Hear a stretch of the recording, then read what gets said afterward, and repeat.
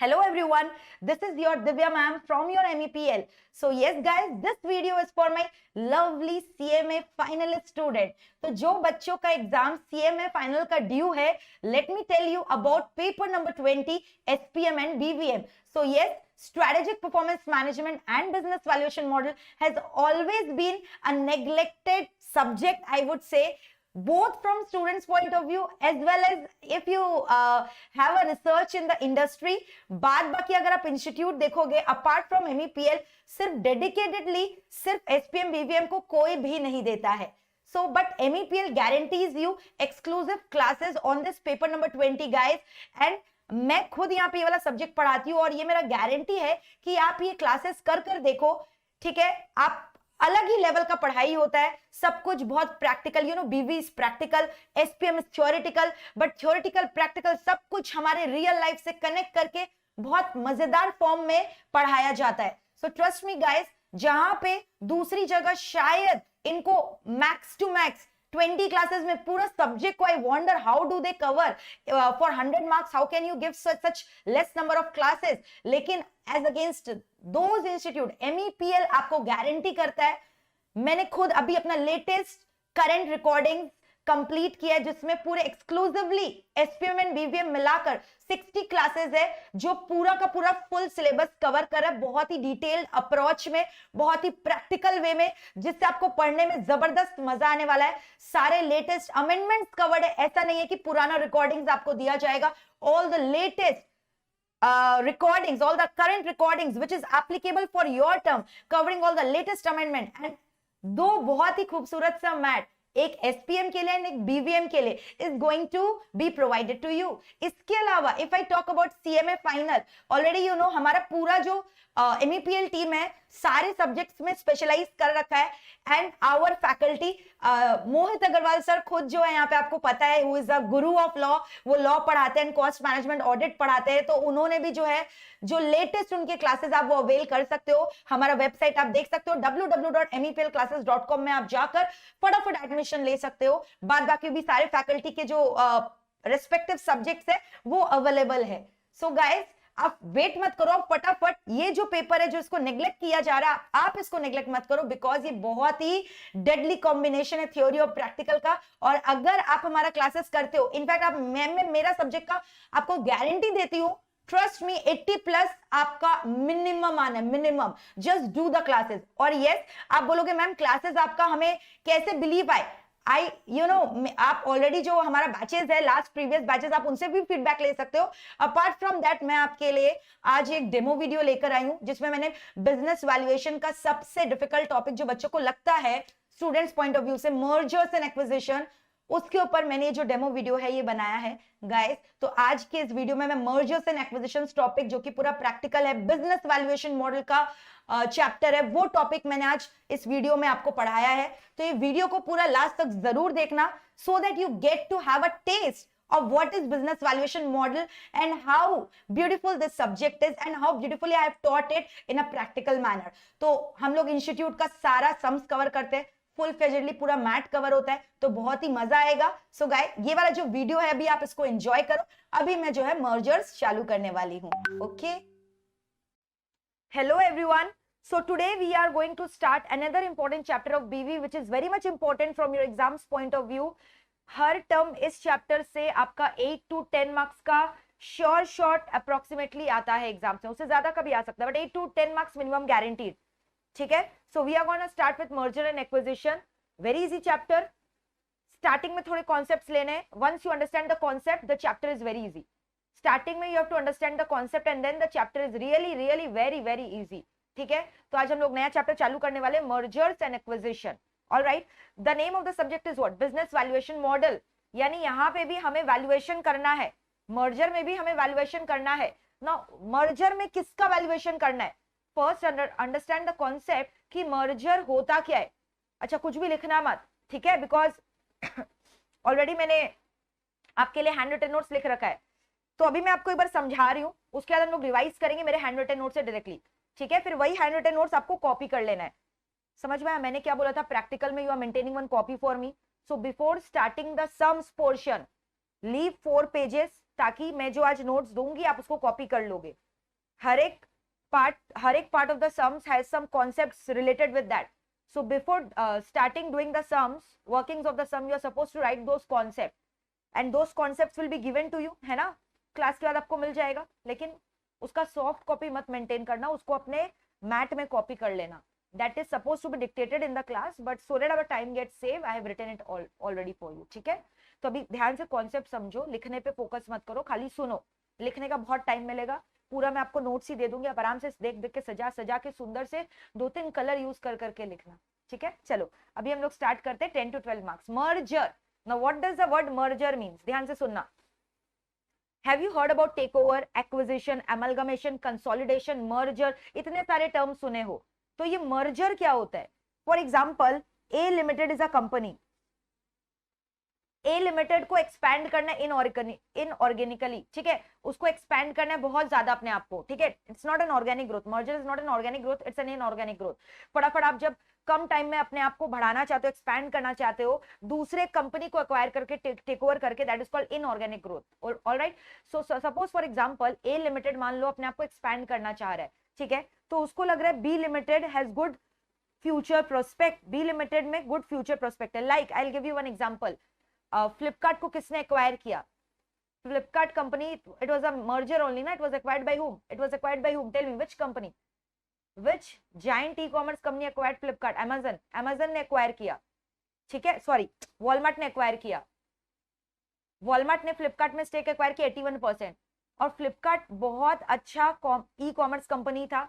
ठीक है, लेकिन वॉलमार्ट ने क्यों उसमें स्टेक एक्वायर किया? वॉलमार्ट ने क्यों उसमें स्टेक एक्वायर किया? ताकि अमेज़न को टक्कर दे सके. You know that was the reason.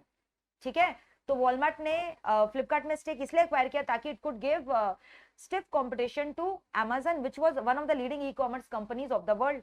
ठीक है, और अभी फॉर्च्यून 500 की लिस्ट में after acquisition of Flipkart, Walmart ranks 1. Walmart you know is first in Fortune 500 group. उसके बाद अमेज़न का रैंक है. तो एक्चुअली वॉलमार्ट का जो मर्जर था फ्लिपकार्ट के संग, इट बिकेम अ सक्सेस. सो यहाँ पे क्या हो रहा है, फ्लिपकार्ट को एक्वायर किया, तो क्या वॉलमार्ट और फ्लिपकार्ट मर्ज होकर नया कंपनी खोले? नहीं, नया आइडेंटिटी तो नहीं बनाना. वॉलमार्ट ने उसको अपने अंदर एब्जॉर्ब कर लिया. सो यू अंडरस्टैंड, यहाँ पे अब मैं क्या बोल रही हूँ, for example A limited merged with B limited. ठीक है, ए लिमिटेड ने बी लिमिटेड के संग मर्जर किया. ठीक है, ए लिमिटेड ने बी लिमिटेड के संग मर्जर किया. It did not form any new entity, rather A limited के अंदर ही बी लिमिटेड को इट गॉट एब्जॉर्ब. उसके अंदर ही इसको एब्जॉर्ब करा लिया. समझ में आया? यानी A limited plus B limited is equal to still A limited. Got the point? A limited plus B limited is still A limited. That means what? Shareholders of B limited were given the settlement. ठीक है, उन्हें पैसा दे दिया गया और उनके सारे shares को खरीद लिए गए. समझ में आ रहा है? So now B limited has been dissolved. All right, B limited हट गया और B limited के सारे शेयर्स पे हक कौन जता लिया? A limited. यानी A has merged with B limited, creating a new entity. क्या? No, it is resulting in A limited only. अभी A limited ही बचा है. तो अब एक चीज बताओ, ए लिमिटेड जब बी लिमिटेड को अक्वायर करेगा, ऐसे फ्री में तो अक्वायर करेगा नहीं. इट हैज टू पे सम, either it has to pay cash or it has to pay some securities to the shareholders of the B limited as an compensation. Purchase consideration तो देना पड़ेगा ना B limited को. तो अब यहाँ पे क्या होता है ना, A limited कौन है? समझो, A limited is a purchasing company. You have to learn all these words. A limited कौन है? It's a purchasing company. B limited कौन है? Target company. B limited is a target company. A limited is a purchasing company. ठीक है, और otherwise sometimes it is given acquiring company and target company की जगह we can say vendor company. तो मेरे सारे एग्जांपल्स आप जो भी अभी देखोगे, A limited मेरा कौन रहने वाला है? जो कंपनी खरीद रहा है, पावरफुल है, वो पे कर रहा है B limited के शेयरहोल्डर्स को, B limited को एक्वायर करने के लिए. सो B limited जो हो गया वो क्या हो गया मुझे बताओ? B limited is a target company but A limited is a purchasing or an acquiring company. So A limited has actually acquired B limited after paying certain purchase consideration to the shareholders of B limited. Now what may be the purchase consideration? B limited को आपने acquire किया, तो B limited को acquire करके B limited का PC को कैसे discharge किया? How did you discharge the PC? Either by payment of cash, either by you have given cash to the shareholder, ठीक है, which is more simpler and easy to compute, or otherwise you have offered your company share to the shareholder of B limited, which means आपने उन्हें offer दिया कि आप B limited के shares दे दो मुझे और मेरे कंपनी के शेयर होल्डर बन जाओ. यानी बी लिमिटेड के share holder will be transferred to the share holder of A limited, यानी अब बी लिमिटेड के शेयर होल्डर ए लिमिटेड के शेयर होल्डर बन जाएंगे. So that is called stock for stock deal. Can I say this is stock for stock deal? Why stock for stock deal? क्योंकि A limited ने B limited के सारे shares ले लिए, खरीद लिए शेयर होल्डर से, तो शेयर होल्डर को रिटर्न में क्या दे दिया? ए लिमिटेड का शेयर्स दे दिया, तो स्टॉक के बदले स्टॉक दे दिया. But this is more complicated. Why? Because now here you have to compute a swap ratio. कितने शेयर्स इशू करूं? ठीक है, how many shares of A limited should be issued to satisfy the purchase consideration for B limited? कितना shares issue करूं? समझ में आया? Cash में इट इज वेरी सिंपल. मान लो पीसी आया 8 लाख, तो मैंने कैश 8 लाख दे दिया. बट यहाँ पे पीसी अगर 8 लाख आया तो मेरे को इक्विवेलेंट नंबर ऑफ शेयर्स निकालना पड़ेगा ना of A limited, which I have to issue to the share holder of B limited to satisfy my entire purchase consideration of 8 lakh. Are you getting the stuff? ठीक है, तो यहाँ पे हम लोग को बेसिकली स्वैप रेशियो कंप्यूट करना पड़ता है और स्टॉक डील से ज्यादातर सम्स आते हैं.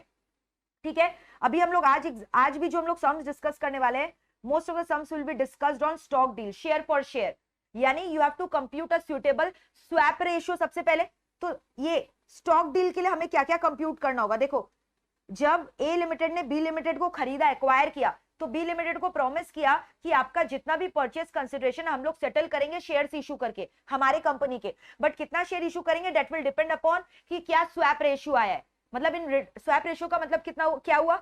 How many shares of A limited will be issued in exchange of the shares of B limited. यानी सबसे पहले आपको क्या कंप्यूट करना पड़ेगा?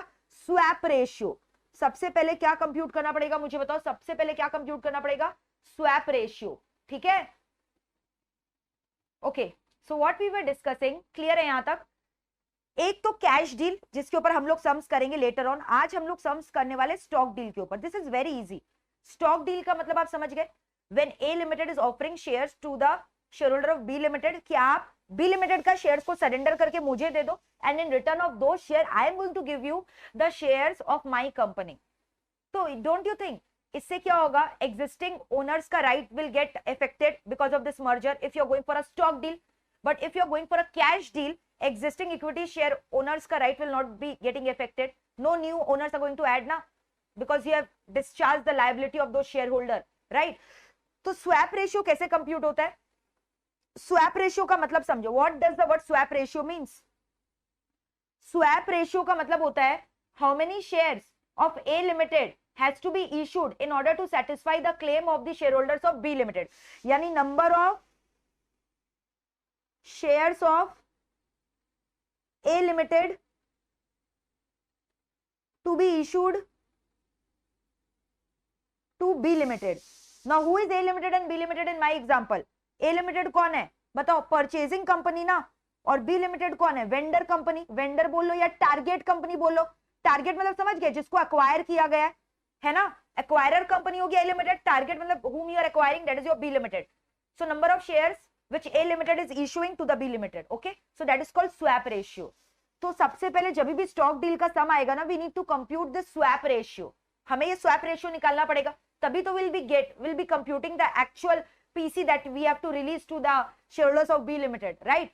तो सबसे पहला हम लोग को क्या करना होगा? एक्सचेंज रेशियो निकालना होगा, जिससे विल गेट एन आइडिया कि अच्छा एक चीज बताओ. For example I am saying the swap ratio is suppose 2:1.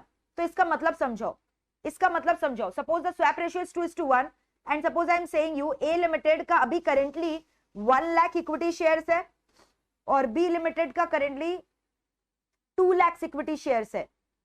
Now you tell me, what do you understand by this? When I say swap ratio is 2:1, from this data, can you tell me how many shares has to be issued to B Limited?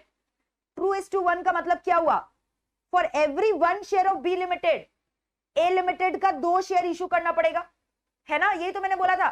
यानी acquiring company has to issue 2 shares in return of every 1 share of B Limited. समझ में आया? So if you are acquiring entire B limited, यानी आपको पूरा 2 lakh equity shares का claim को discharge करना है. यानी actually you are taking over 2 lakh equity share of B limited. तो अगर आप 2 शेयर दे रहे हो एक के बदले में, तो 2 लाख इक्विटी के बदले में कितना शेयर्स दोगे? Tell me how many shares of A limited has to be issued. Can you compute it?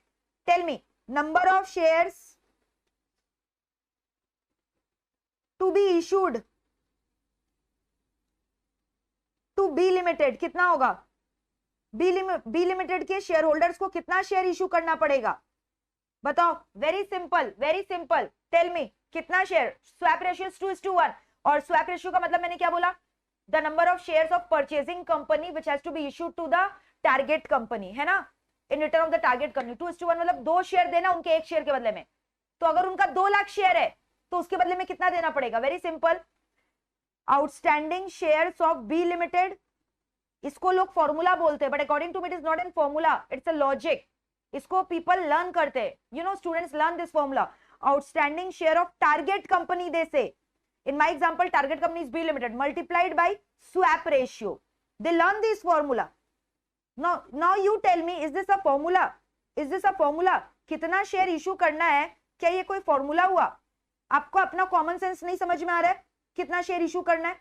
Don't you get this by your common sense? Got the point और नॉट? तो बताओ कितना? when the swap ratio is 2:1, and when I have said you swap ratio का मतलब how many shares of acquiring company needs to be issued in return of 1 share of the target company, है ना? तो जब 2 share दे रहे उनके 1 share के बदले में, तो उनके 2 लाख शेयर के बदले में कितना देना पड़ेगा, 2 × 2 लाख। और otherwise simply apply this formula, outstanding shares कितना है टारगेट कंपनी का, टेल मी, टारगेट कंपनी का आउटस्टैंडिंग शेयर्स कितना है, 2 लाख है ना, 2 लाख है ना टारगेट कंपनी का, तो 2 lakh shares multiplied by swap ratio कितना है, 2:1, यानी 4 लाख शेयर देना पड़ेगा। समझ में आया? We are talking in numbers, not in amount, we are talking in number. Now you tell me, अगर ए लिमिटेड जो है 4 लाख शेयर इशू करेगा, और so now can you compute the total number of outstanding share of A limited post merger, post merger मतलब after merger. Now get acquainted with these word, बताओ number of outstanding shares of A limited post merger कितना होगा, post मतलब after merger, very easy. A limited का number of shares तो बढ़ गया ना, ए लिमिटेड का पहला शेयर्स कितना था, 1 लाख, ए लिमिटेड के पहले कितने इक्विटी शेयर्स इशूड थे, 1 लाख, और अभी मर्जर के बाद उन्होंने और 4 लाख इशू किया, तो 1 + 4 लाख, यानी ए लिमिटेड का कितना शेयर्स हो गया, 5 लाख शेयर्स, यस और नो, 5 लाख शेयर हो गया आउटस्टैंडिंग शेयर। और अभी हमें किसका कंप्यूटेशन देखना है, ए लिमिटेड, क्योंकि मैंने बोला ना ए लिमिटेड ही तो बच गया, बी लिमिटेड का तो कोई वजूद ही नहीं रहा है, बिकॉज ए लिमिटेड ने उसको पूरा एक्वायर कर लिया, ऐसा तो नहीं है न्यू एंटिटी क्रिएट हुआ है। मैंने बोला this was merger by absorption where A + B is equal to A limited, A has acquired B limited in itself, है ना, discharging the claim of the share holders of B limited, पूरा stake B limited का A limited ने खरीद कर अपने अंदर डाल लिया। समझ में आया? यानी उनके शेयर होल्डर्स को अपना शेयर होल्डर बना लिया। तो कितने शेयर्स उनको देने हैं, either pay them by cash, but we are concerned here now with stock deal, cash deal बाद में पढ़ेंगे।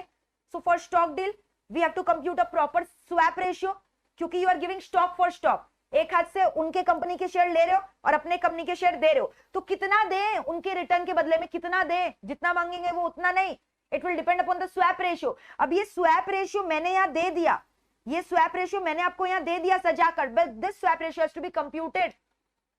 कैसे कंप्यूट करे, 2:1 जरूरी नहीं, कैसे कंप्यूट करे, डिपेंडिंग अपॉन बी लिमिटेड का ईपीएस ज्यादा स्ट्रॉन्ग है कि ए लिमिटेड का ईपीएस ज्यादा स्ट्रॉन्ग है। Got the point? तो देखो for example I am saying you EPS of B limited is 20 and EPS of A limited is ₹10। You understand EPS क्या होता है? इसे मैंने बोला था, अब वैल्यूएशन में इतना ये सब पढ़ लियो, ईपीएस एमपीएस, अब ये मत बोला मुझे नहीं पता मैम ईपीएस क्या होता है। अर्निंग पर शेयर, एक इक्विटी शेयर होल्डर को कितना अर्निंग मिल रहा है बिजनेस में, earning per share, earning per share में याद है, फिर मैंने बोला था डिविडेंड पे आउट रेशियो अगर 40% है तो 10 रुपीज का 40 यानी 4 रुपया डिविडेंड में दे दिया, यानी 6 रुपए रिटेन करके रखा, that is flowing back of profit. Earning per share मतलब इक्विटी वाले लोग के लिए कितना अर्निंग्स बचा है। हम लोग ईपीएस कैसे निकालते थे, भूल गए? अर्निंग्स पर शेयर कैसे निकालते थे, पैट, याद है, प्रॉफिट आफ्टर टैक्स। बट ये पैट कौन सा, अगर कोई प्रेफरेंस डिविडेंड है वो भी डिडक्ट कर लेना, attributable to equity share holder divided by outstanding number of equity share करके नहीं निकालते थे पैट। एक शेयर होल्डर, एक इक्विटी शेयर होल्डर का कितना प्रॉफिट में हिस्सा है, दैट इज कॉल्ड ईपीएस ना। So what did I say, EPS of B limited is 20। B limited कौन है बाबा, बी लिमिटेड कौन है मुझे बताओ? बी लिमिटेड एक्वायरिंग कंपनी है कि टारगेट कंपनी है? Target company. और ए लिमिटेड कौन है, एक्वायरिंग कंपनी। तो अब देखो स्वैप रेशियो दिया हुआ नहीं है सब में, they have given you EPS, so you know there is a formula to compute swap ratio on the basis of EPS and generally swap ratio is computed on the basis of EPS। तो यहाँ पे बताओ swap ratio क्या हो जाएगा, अपने आप बताओ, swap ratio, I am not giving you the formula, अपने आप अप्लाई करो अपना ब्रेन। स्वैप रेशियो क्या होना चाहिए? मैंने बोला स्वैप रेशियो का मतलब क्या है, कितना शेयर्स ए लिमिटेड का आप दोगे in return of B limited. तो स्वैप रेशियो क्या हो गया, EPS of B limited divided by EPS of A limited, 2:1, EPS of B limited by EPS of A limited. और अदरवाइज अगर आपको कॉन्सेप्ट से नहीं समझ में आ रहा है, always remember in your brain, oh my god, EPS is not the intrinsic value, what is wrong with you? EPS intrinsic value नहीं है बाबा, EPS तो profit available for equity shareholder divided by total number of equity shares है ना। और कितना बार EPS DPS के बराबर होता है, जब पे आउट रेशियो 100% है। इंट्रिंसिक वैल्यू तो दूसरा चीज हो गया, book value of share, total book value divide करते हैं, नेट एसेट वैल्यू डिवाइड करते हैं number of outstanding equity share से। Intrinsic value is something different, EPS is something different. EPS is talking about the profit during the year attributable to the equity shareholder, है ना। Don't get confused between the two things. Now tell me, swap ratio का formula what they have said you, EPS of target company divided by क्या हो गया, EPS of purchasing company। Ma'am purchasing क्यों बोल रहे हो, एक्वायरिंग बोल लो, अरे बात एक ही है, माय गॉड। टारगेट क्यों बोल रहे हो, वेंडर बोल लो, बात एक ही है। टारगेट मतलब जिसको एक्वायर करो, वेंडर मतलब जिसको एक्वायर करो, परचेज मतलब जो खरीद रहा है, एक्वायरिंग कंपनी मतलब जो बड़ा है जो खरीद रहा है। स्वैप रेशियो हमेशा विल बी कंप्यूटेड टेकिंग ऊपर में टारगेट कंपनी, नीचे में acquiring company. Remember this in your mind. अगर मान लो स्वैप रेशियो अलग अलग तरीके से कंप्यूट हो सकता है, सम में they can also give ask you to compute swap ratio on the basis of MPS, market price per share के बेसिस में। तब बताओ फॉर्मूला क्या हो जाएगा, market price of target company divided by market price of purchasing company. It can be computed on the basis of NAV, it can be computed on the basis of book value, अलग अलग method हो सकता है, ठीक है। तो ऊपर में क्या होगा, टारगेट कंपनी, नीचे में होगा परचेज कंपनी। ओके,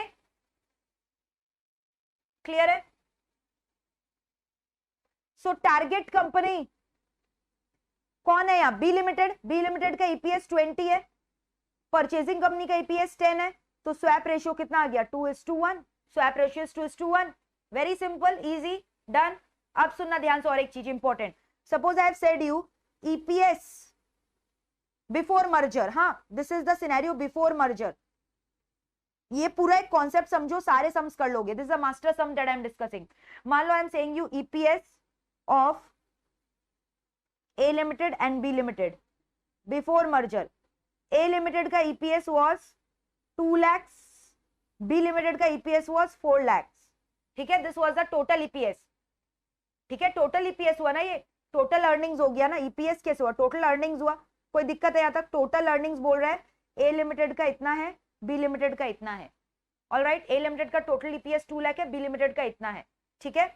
बट अच्छा इसको चेंज कर लेता है, गिवन यू ईपीएस पर शेयर ना। ओके, आप मुझे बताओ ईपीएस ए लिमिटेड का ₹10 है ना, और ए लिमिटेड का स्टार्टिंग में शेयर्स कितना था बिफोर मर्जर, 1 लाख था। तो ए लिमिटेड का टोटल ईपीएस कितना होगा बताओ, 10 मल्टीप्लाइड बाय 1 लाख, 10 lakhs होगा।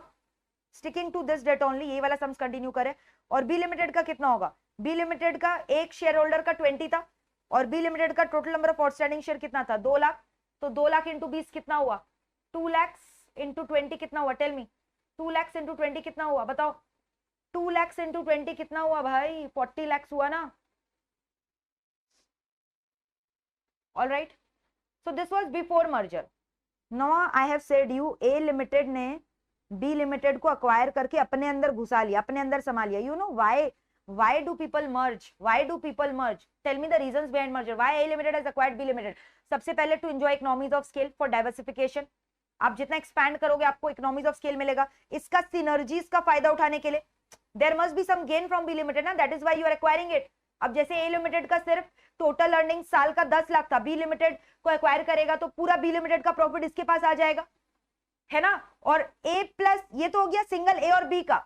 अब जब दो जन मिल जाते हैं ना तो अलग से और एक बेनिफिट आता है जिसको बोलते हैं सिनर्जी, जिसको क्या बोलते हैं, synergy. Now what does the word synergy means, synergy is the benefit derived from the combined effort of A plus B.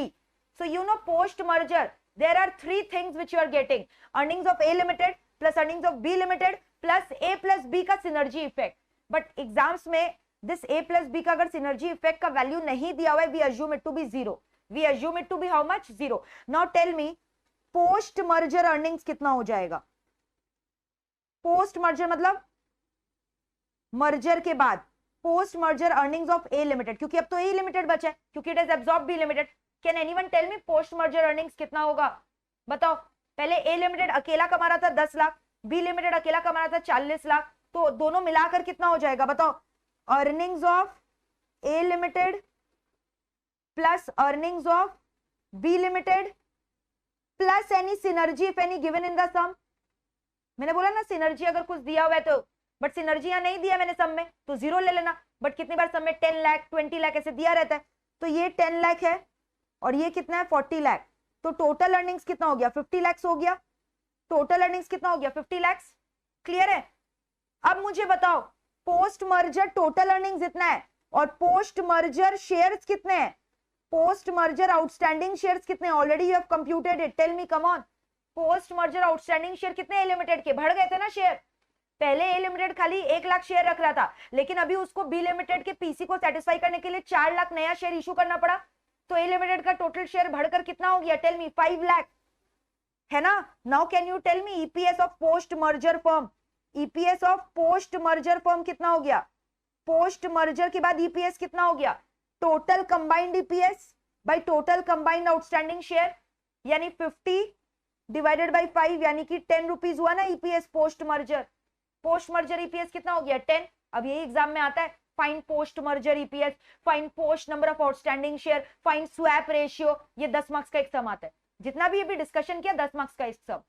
पहला पॉइंट बोलता है स्वैप रेशियो निकालो। किसके बेसिस पे निकालोगे? Generally EPS, if given in the sum, if not given take MPS, if not given take intrinsic value, if not given take book value, if not given take P ratio.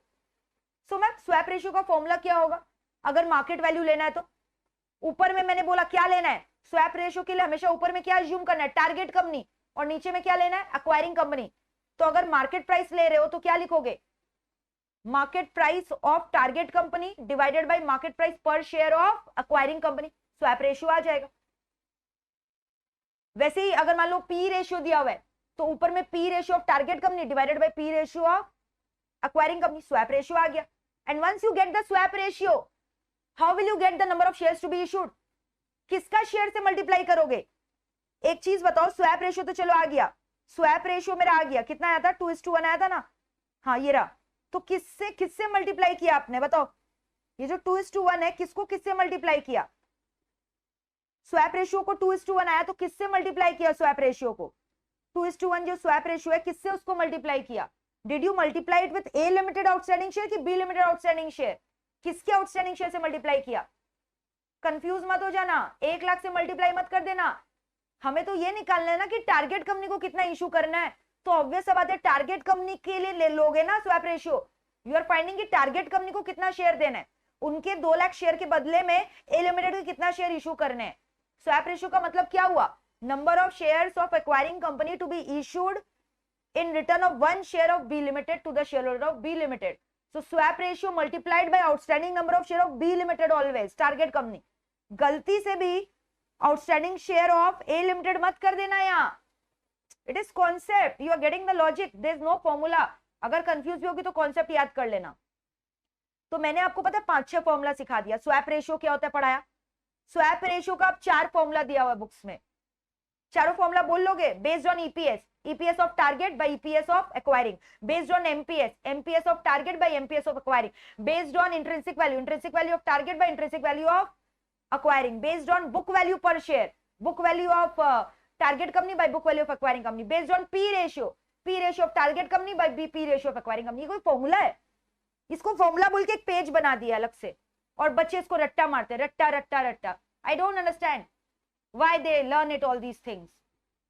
पूरा BVM and SFM और SCM कहीं रटने का नहीं है. It is always concept, no formula for anything, only concept. Concept gives you the birth to the formulas. ठीक है, clear है यहां तक? स्वैप रेशियो कैसे निकलना है? तो पहला क्वेश्चन आता है स्वैप रेशियो निकालो. फिर दूसरा क्वेश्चन आता है कितने शेयर इशू करने हैं टारगेट कंपनी को. तीसरा क्वेश्चन आता है पोस्ट मर्जर ए लिमिटेड का आउटस्टैंडिंग शेयर कितना हो जाएगा. अरे तो जितना इशू किया बी लिमिटेड को उतना से बढ़ जाएगा इसका 1 लाख का शेयर, है ना. सो टोटल पोस्ट मर्जर ए लिमिटेड का शेयर पूछता है. ओके, एंड फोर्थ में क्या पूछता है? They ask you post merger EPS. They ask you post merger EPS. So how do you find the combined EPS? EPS of A. EPS कैसे निकालोगे? EPS मत बोलो, बोलो total earning of A plus total earning of B plus synergy if given, if not given 0. What is synergy? Anticipated benefit in future because of the combination of A and B. Because of the deadly combination of A and B. दो जन मिलेगा तो कुछ तो नया दिमाग और चलेगा ना, दो जन का दिमाग भिड़ेगा तो कुछ तो और नया चीज करेंगे ना उन लोग, खाली जो कर रहे वही करेंगे क्या? फिर फायदा क्या हुआ मर्जर का? ए तो अकेले कितना कमा रहा था? ए अकेले 10 कमा रहा था, वो 40, तो मर्ज होगा तो उससे तो ज्यादा करना चाहिए ना. That is called synergy. That is called synergy, right? Clear है? तो सिनर्जी में भी गिवन, इफ नॉट गिवन तो 0. Then why do merge? Then why do they merge? मैंने बोला देखो ए लिमिटेड से पावरफुल कौन लग रहा है? बी लिमिटेड लग रहा है ना, तो उसका अर्निंग का फायदा उठाने के लिए. दूसरा मैंने बोला इनऑर्गेनिक वे, अपने आप को एक्सपैंड करने के लिए, बिना मेहनत की एक्सपैंड कर लो. लाइक वॉलमार्ट ने किया, बिना मेहनत किए फ्लिपकार्ट का पूरा नाम ले लिया, फ्लिपकार्ट का पूरा ऑनलाइन बिजनेस हथिया लिया और फॉर्च्यून 500 में फर्स्ट में नाम आ गया. And you know Flipkart is an Indian foreign company. How Indian foreign company? It has a very complex chain of operation. उसका लीगल हेड ऑफिस सिंगापुर में बोला जाता है, बट ऑपरेशनल हेड ऑफिस यहाँ पे बेंगलुरु में भी है. ठीक है, Binny Bansal, Sachin Bansal are the top founder of this Flipkart company. ठीक है, तो वॉलमार्ट ने अमेज़न को टक्कर देने के लिए फ्लिपकार्ट को एक्वायर किया था. Alright, so this is a classic example of merger through absorption. Absorption समझ गए? तो कुछ और भी टाइप का मर्जर होता है क्या? जब new entity is created, yes, that is called consolidation. A plus B creates a new entity AB limited. ठीक है, फिर हम लोग अमलगमेशन का भी कुछ पार्ट करेंगे AS14 का, नॉट नाउ. एग्जाम्स में ज्यादातर सम्स यही वाले आते हैं, मर्जर के थ्रू. ठीक है, एब्जॉर्प्शन के थ्रू. क्लियर है? पोस्ट मर्जर EPS निकाल लोगे, कोई दिक्कत नहीं है.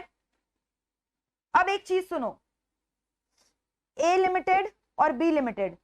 ठीक है, now they are asking you to compare. A limited का पोस्ट मर्जर EPS कितना है? पोस्ट मर्जर EPS 10 है, 10 रुपीज है ना.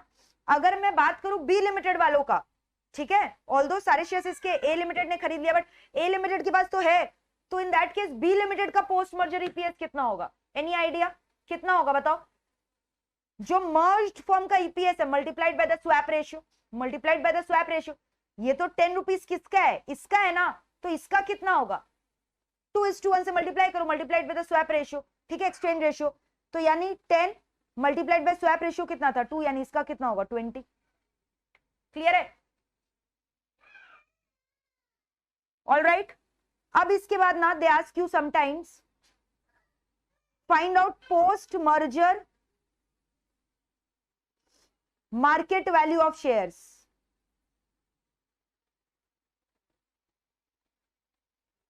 तो कैसे निकालेंगे? अब ये मार्केट वैल्यू कैसे निकालोगे? सपोज करो आई have given you EPS year, EPS was given ना, EPS ईयर है मेरा. Now definitely you know there was one formula, P ratio का formula याद है? P ratio, P ratio क्या होता है? Tell me what is P ratio?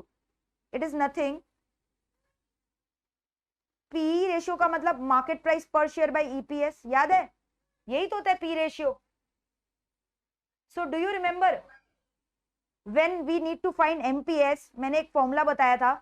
P ratio को फॉर्मूला नहीं है, लॉजिक है. P ratio को आप मल्टीप्लाई कर दो EPS से, है ना? If P ratio is given in the sum, तो अल्टीमेटली क्या हो रहा है?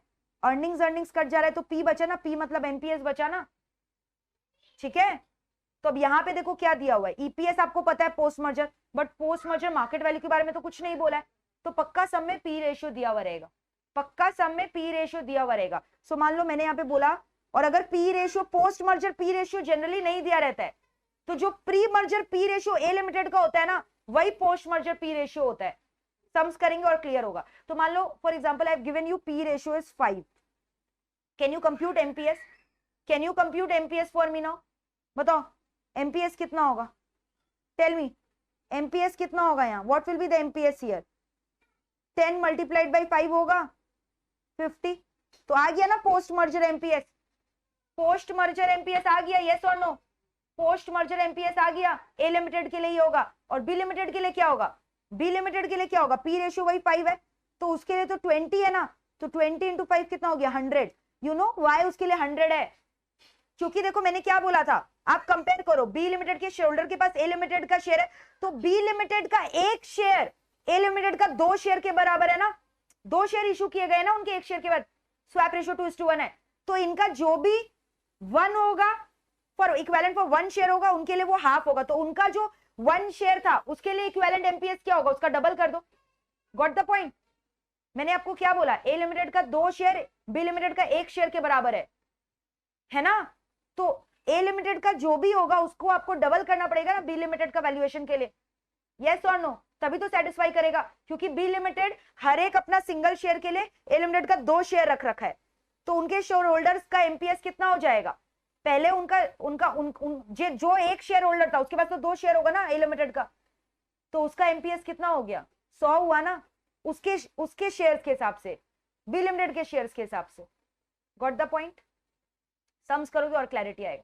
सो this is called post merger MPS. So in the exam they ask you to find out 5 things, swap ratio निकालो, total number of outstanding shares निकालो, post merger of acquiring company, so that will be what, number of shares which has to be issued to B limited plus original number of shares of A limited. Are you comfortable with these words? Should I write? Clear है? फिर number 3 they will ask you post merger EPS निकालो, that is combined EPS of A plus B plus synergy if any given in the sum divided by total outstanding shares of A limited post merger, which will increase now because A limited has issued some share to B limited. Next they ask you to find out MPS post merger, for that P ratio will be given in the sum.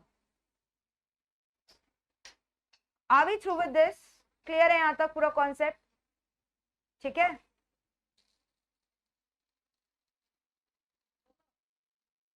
चलो अब एक बार हम लोग पूरा इसको बहुत अच्छे से नोट से रिवाइज कर लेते हैं, ठीक है? See, I have written it very properly for you. We can revise it from here. Read it. चलो, all the concepts I have given you, just need to read it, revise it thoroughly. I am reading it for you and then we will start doing the sums. ठीक है, very easy. ये chapter बहुत scoring है अगर आपका concept clear है. Merger refers to a situation when 2 or more existing firm combine to form a new entity, है ना? Merger through absorption, which means A plus B is still equal to A. Merger through consolidation, which means A plus B equal to AB limited. Why do we merge? To enjoy economies of scale, efficiency बढ़ेगा, synergy आएगा, कुछ anticipated gain. Tax consideration के लिए भी लोग मर्ज करते कितनी बार, tax बचेगा टैक्स प्लानिंग एंड ऑल के लिए, ठीक है? Valuation of target company. अब देखो यहाँ वैल्यूएशन क्यों बोला गया, क्योंकि हम लोग टारगेट कंपनी का वैल्यूएशन ही तो निकाल रहे, स्वैप रेशियो निकाल के कितने शेयर इशू करने उन्हें. सो कंपैरेटिव रेशियो मतलब वही स्वैप रेशियो वाला, replacement cost, discounted cash flow बाद में करेंगे. सिनर्जी वर्ड का मतलब क्या होता है, प्रीमियम फॉर पोटेंशियल सक्सेस, है ना? मेथड्स ऑफ फाइनेंसिंग, कैसे आप टारगेट कंपनी को एक्वायर करने के लिए आप उसका पेमेंट करोगे, आइदर यू हैव टू पे in cash which is generally suitable for small acquisition, जब छोटे छोटे कंपनी को एक्वायर करते हो, अदरवाइज शेयर एक्सचेंज जो मैंने अभी आपको समझाया, स्टॉक डील जिसके ऊपर सम्स करेंगे, equity as the currency of the deal. कितनी बार एग्जाम में पूछता है शेयर एक्सचेंज को और एक नाम क्या है, equity as the currency of the deal. Currency में क्या इशू किया, टारगेट कंपनी को इक्विटी इशू किया ना, तो इक्विटी को करेंसी मान लिया गया, कैश की जगह इक्विटी दिया, तो equity as a currency of the deal. Deal क्या चीज का, टारगेट कंपनी को एक्वायर करने का. Now see methods of calculating swap ratio, either on MPS और ऑन ईपीएस और ऑन एनएवी. एनएवी मत पूछना कैसे निकलता है, net asset value per share. हम लोगों ने net asset, total net asset value निकाला था ना भर भर के. नेट एसेट कैसे निकलता है, net asset total asset minus outside liability करके, वो तो टोटल आया. अब डिवाइड बाय आउटस्टैंडिंग शेयर कर दोगे तो पर शेयर का एनएवी आ जाएगा. वैसे बुक वैल्यू पर शेयर कैसे निकलेगा, equity plus reserves and surplus retained earning divided by number of outstanding share, ठीक है? और अदरवाइज पी रेशियो. ये पांचों तरीके से आप स्वैप रेशियो निकाल सकते हो. स्वैप रेशियो का definition, number of equity issued by the acquiring company to the target company for every 1 share held by the target company. So tell me, if swap ratio is 1:2,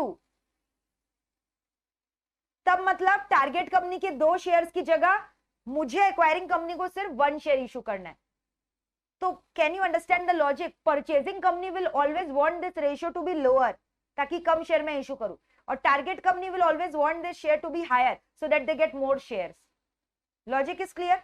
acquiring company को हमेशा क्या चाहिएगा कि इसका ratio कम हो ताकि हमें कम share देना पड़े, और टारगेट कंपनी क्या चाहेगा, ये शेयर ज्यादा हो। Like in the previous example 2:1 में टारगेट कंपनी वाज हैप्पी क्योंकि उन्हें 2 शेयर मिल रहा था 1 शेयर के बदले, है ना। But purchasing company wants this ratio to be opposite, clear. But that will be computed on the basis of किसका ईपीएस या एमपीएस स्ट्रॉन्गर है। Like in the last company I assume target company का EPS was stronger, है ना। सो देखो swap ratio का formula, दोनों नहीं करना है बाबा, आइदर एमपीएस और ईपीएस, और डॉट डॉट क्यों दिया है, और you can apply P ratio, और यू कैन अप्लाई व्हाट बीवी बुक वैल्यू पर शेयर, और you can apply what intrinsic value per share, कुछ भी depending upon what the some is asking you. ऊपर में बट याद रखना टारगेट, नीचे में एक्वायरिंग, ऊपर में टी नीचे में A, T A T A T A याद रखना, ठीक है।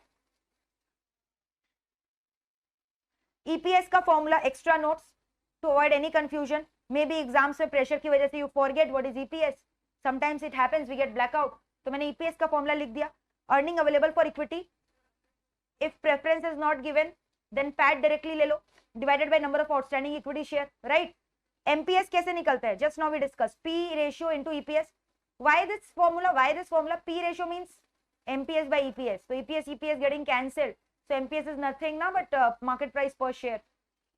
पी रेशियो का फॉर्मूला भी I have given, MPS by EPS, कोई कंफ्यूजन नहीं होगा, ठीक है। और एनएवी क्या होता है वो भी मैंने दे दिया, टोटल एसेट माइनस आउटसाइड, ये आउटस्टैंडिंग लायबिलिटी मत पढ़ना, लिख लो बाबा पूरा आउटसाइड लायबिलिटी, मैं आउटसाइड को ऐसे लिखती हूँ शॉर्ट में, आउटसाइड लायबिलिटी है ना, लॉन्ग टर्म लोन, डिवेंचर और all outside liability divided by outstanding equity shares. Alright, कोई दिक्कत, क्लियर है सारे फॉर्मूलाज। अच्छा, मैंने यहाँ पे अपने नोट्स को अननेसेसरीली एग्जैजरेट नहीं किया, स्वैप रेशियो के 5 फॉर्मूला दिखाकर। People will confuse you by saying, you know, there are 5 formulas for swap ratio. You will say, I know only one. Target by acquiring. ऊपर नीचे कुछ भी डाल दो, EPS, MPS, P ratio, है ना। Even if they ask you write a short note on swap ratio, you can write one full page. तब exam में आप 5 फॉर्मूला सजा सजा के लिखना। You know, swap ratio can be computed on 5 bases. I have given you the 5 bases here. Formula सजा सजा के लिख देना, ठीक है। आओ, ए अगर एक्वायरिंग कंपनी है जो कि मेरे एग्जांपल में था, बी अगर टारगेट कंपनी है, तो total number of equity after merger कितना होगा, understand it, number of shares in A plus B में जितना था उसको किससे मल्टीप्लाई करते हो, एक्सचेंज रेशियो से ना, स्वैप रेशियो से मल्टीप्लाई नहीं किया था। 2 लाख था बी में, स्वैप रेशियो 2 से मल्टीप्लाई किया 4 लाख आया, प्लस 1 लाख, तो वही तो फॉर्मूला लिखा ही, कोई फॉर्मूला है। Outstanding share of B multiplied by swap ratio will give you the number of share issued by A limited ना।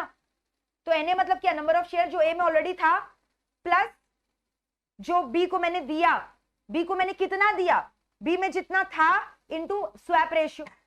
B को कितना देना पड़ेगा, जितना B का शेयर आप ले रहे हो, 2 लाख लिया था लास्ट एग्जांपल में, multiplied by swap ratio 2:1, 4 lakh.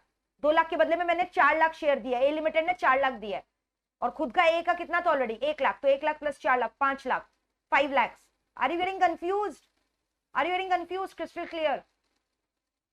Similarly, post merger EPS क्या होगा, combined firm का EPS, total earnings of A plus earnings of B plus synergy मैंने बोला अगर है, divided by total outstanding share post merger। Otherwise you can write जो पहले A में था plus B को आपने जितना इशू किया। ER मतलब exchange ratio, don't get confused, ER is nothing but swap ratio। Swap ratio बोल लो या एक्सचेंज रेशियो बोल लो, बात एक ही है ना। Tell me, are this formulas easy कि यू आर रट्टोफाइंग इट, इजी है ना, क्लियर है। अरे हम लोगों ने नहीं निकाला था कंबाइंड ईपीएस, कैसे निकाला था, 10 लाख प्लस 40 लाख याद है, सिनर्जी गेन 0 था, divided by total outstanding share कितना था, 5 लाख था ना, 1 लाख प्लस 4 लाख। यस, अब ऐसे ही देख लो एमपीएस, मैंने क्या बोला, जनरली पी रेशियो दिया रहेगा एमपीएस निकालने के लिए, है ना। तो फिर क्या करेंगे बताओ,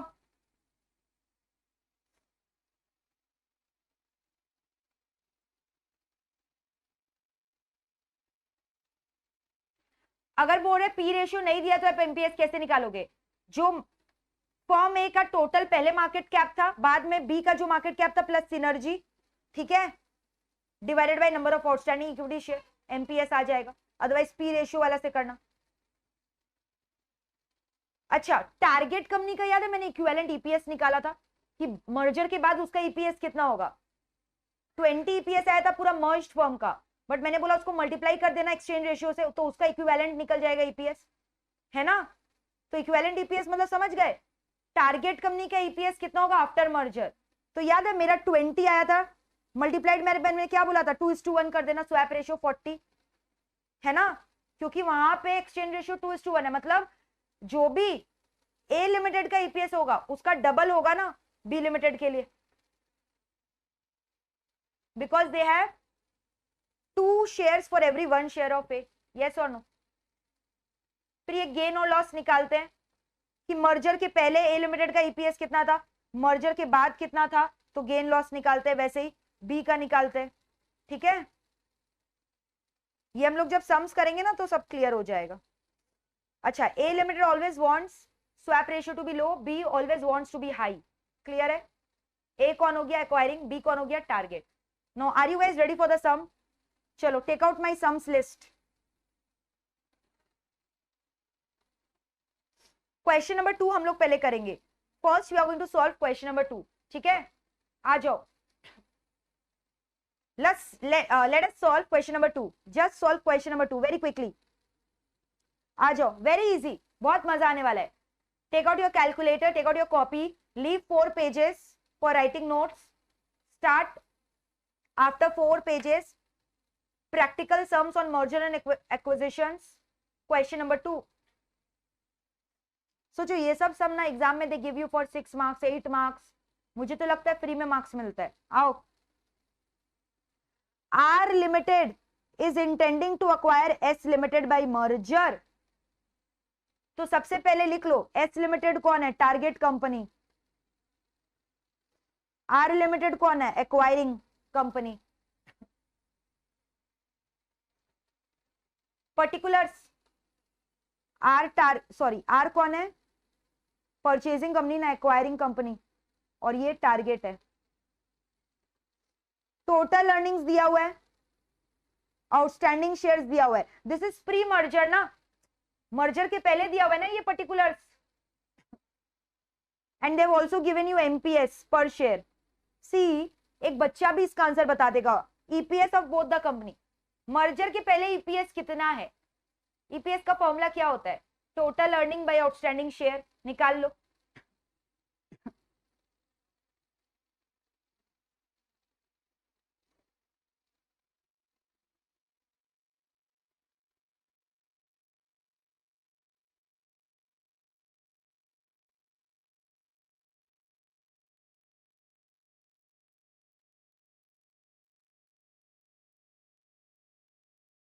$2,50,000/50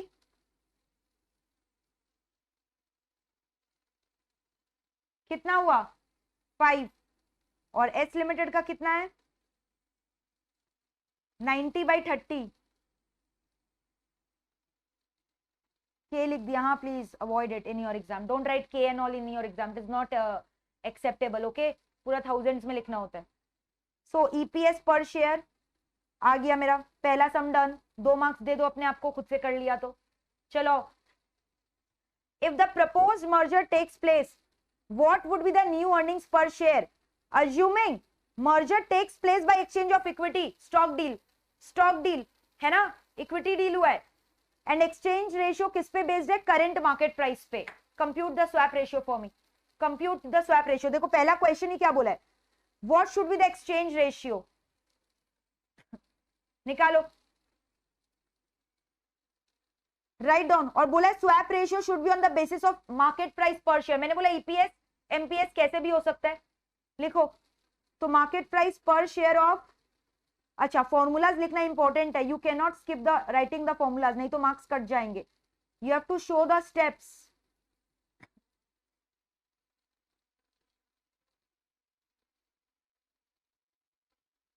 टारगेट कंपनी का एमपीएस कितना है 14/21, 14/21, this is coming to how much, 2:3 बोल लो, 2:3, यानी 2 shares will be issued for every 3 shares of S Limited. 2 shares of R Limited will be issued ना for every 3 shares of S Limited. लिख लो इसका मतलब. This means, please write it down. This means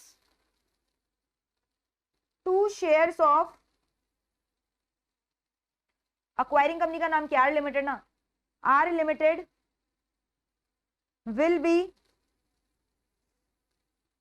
issued for every 3 shares of क्या है? S Limited. तो tell me कितना issue करना पड़ेगा? कितना शेयर्स इशू करना पड़ेगा? Tell me, find out the shares.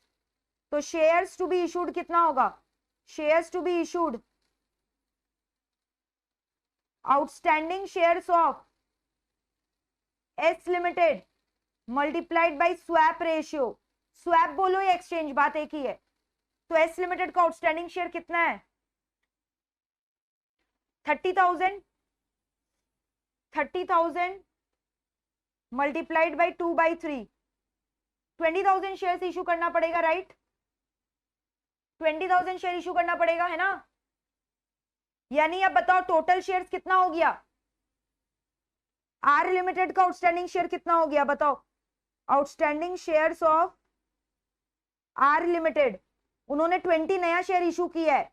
तो मर्जर के बाद, पोस्ट मर्जर कितना हो गया? पहले कितना था? पहले इट वाज 50. क्या initially it was how much? और अभी 20, 70,000. 70,000 है ना, देख लो भाई. ठीक है. Did they ask you to find out the post merger EPS? हाँ बोला है ना, न्यू ईपीएस. तो पोस्ट मर्जर ईपीएस निकालो. चलो क्या होगा पोस्ट मर्जर ईपीएस बताओ? पोस्ट मर्जर ईपीएस का फॉर्मूला लिखो. Post merger EPS equal to EPS of R limited plus, sorry EPS नहीं, टोटल अर्निंग्स लिखोगे. Earnings of R limited plus पूरा फॉर्मूलाज लिख के करना होगा ऑफ एस लिमिटेड. सिनर्जी कुछ है क्या? देखो, have they given any value of synergy in the sum? No, I don't think they have given. So note में लिख देना assuming synergy to be 0. Assuming synergy to be 0 divided by outstanding shares of क्या? R limited post merger ना, R limited post merger. तो मुझे बताओ earnings कितना कितना था? अर्निंग्स कितना कितना था? टेल मी कितना कितना अर्निंग्स था?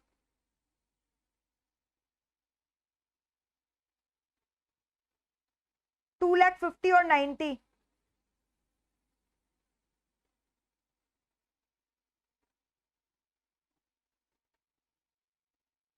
डिवाइडेड बाय नया शेयर्स कितना आया? 70,000.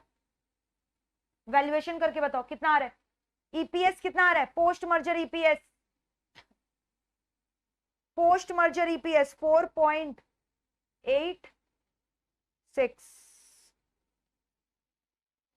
8571, राउंडिंग इट ऑफ टू 4.86. ठीक है, rounding it off to 4.86. Alright, हो गया.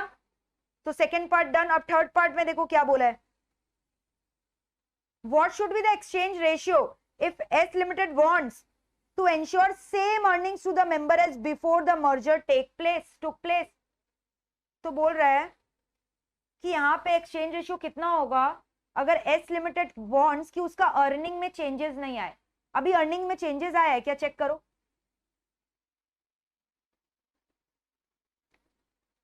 S Limited का अर्निंग्स कितना होगा पोस्ट मर्जर? मैंने आपको इसका फॉर्मूला बताया. एस लिमिटेड का पोस्ट मर्जर अर्निंग्स कितना होगा? अच्छा एक चीज बताओ, आर लिमिटेड का अर्निंग्स कितना होगा? आर लिमिटेड का तो यही होगा ना 4.86, क्योंकि आर लिमिटेड ही है. बट एस लिमिटेड का कितना होगा? एस लिमिटेड का, पहले एस लिमिटेड का कितना था?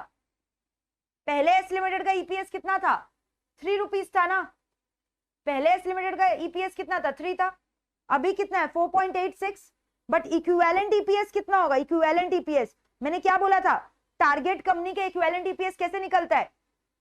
पोस्ट मर्जर का जो ईपीएस आया मल्टीप्लाइड बाय स्वैप रेशियो, बोला था ना multiplied by swap ratio, equivalent EPS of S limited कितना होगा multiplied by swap ratio. Swap ratio कितना है, स्वैप रेशियो कितना है 2/3, तो कितना आया बताओ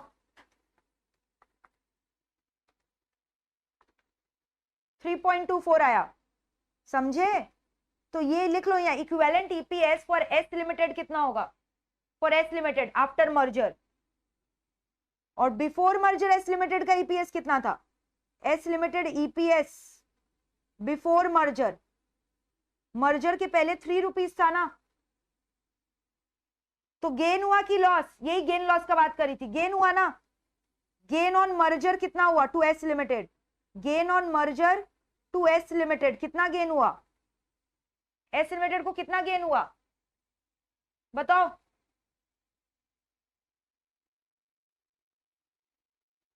ऑल्दो ये सब में निकालने नहीं बोला है बट अलग से निकाल लो बिकॉज ये आगे हम लोग करेंगे, वर्किंग नोट में कर लो, इसको जाके लिखो इफ गेन और लॉस इज आज, ये तभी करना है जब गेन लॉस पूछा जाएगा, नहीं तो नहीं, मैंने एक्स्ट्रा करा दिया आपको, ठीक है। वैसे ही आप मुझे गेन और लॉस आर लिमिटेड का बताओगे मर्जर की वजह से, गेन और लॉस फॉर आर लिमिटेड बताओ, आर लिमिटेड, तो आर लिमिटेड का पोस्ट मर्जर ईपीएस तो उतना ही रहेगा ना, उसका ईपीएस तो उतना ही रहेगा, ये वाला 4.86, उसको थोड़ी कोई एक्सचेंज रेशियो से मल्टीप्लाई करना है, उनके पास तो एक एक शेयर है ना। और प्री मर्जर कितना था, मर्जर के पहले इनका ईपीएस कितना था 5 रुपीज था, मुझे याद आ रहा है कितना था 5 था ना, 5 रुपीज था, तो लॉस हो गया, तो आर लिमिटेड को मर्जर से लॉस हो रहा है कितने का, कितने का 5 माइनस 0.86, 4.86, 0.14 हुआ ना, 0.14 का लॉस हुआ, गॉट द पॉइंट, गेन और लॉस। अब देखो थर्ड पार्ट समझ में आएगा, थर्ड पार्ट में बोल रहा है कि एक्सचेंज रेशियो यहां पे मैंने कितना लिया, कितना लिया 3:2, कितना लिया 2:3 की 3:2, कितना था एक्सचेंज रेशियो 2:3 था ना, एक्सचेंज रेशियो यहाँ कितना है, वॉज इट 2:3 ना, बोल रहे एक्सचेंज रेशियो 2:3 लिया, तो एस लिमिटेड का ईपीएस बढ़ गया, इतना हो गया, बट अभी बोल रहा है एक्सचेंज रेशियो कितना होना चाहिए कि ईपीएस उतना ही रहे, कांस्टेंट रहे, EPS of S limited does not changes, यही बोला ना, read sum number 3, read part number 3, earnings to member of S limited should remain the same, यानी उनका ईपीएस अभी भी कितना ही रहना चाहिए 3। तब आप एक काम करो ना, आप जो एक्सचेंज रेशियो निकाल रहे हो वो ईपीएस के बेसिस पे निकाल लो, तो आपका अर्निंग्स उतना ही रहेगा, take the exchange ratio on the basis of EPS, तो उसी बेसिस पे आप करोगे तो आपका ईपीएस सेम ही रहेगा ना, यस और नो, ठीक है। तो लिखो एक नोट फॉर पार्ट 3, नोट लिखो, इफ टारगेट कंपनी ब्रैकेट में लिखो S limited, if target company bracket में लिखो एस लिमिटेड वांट्स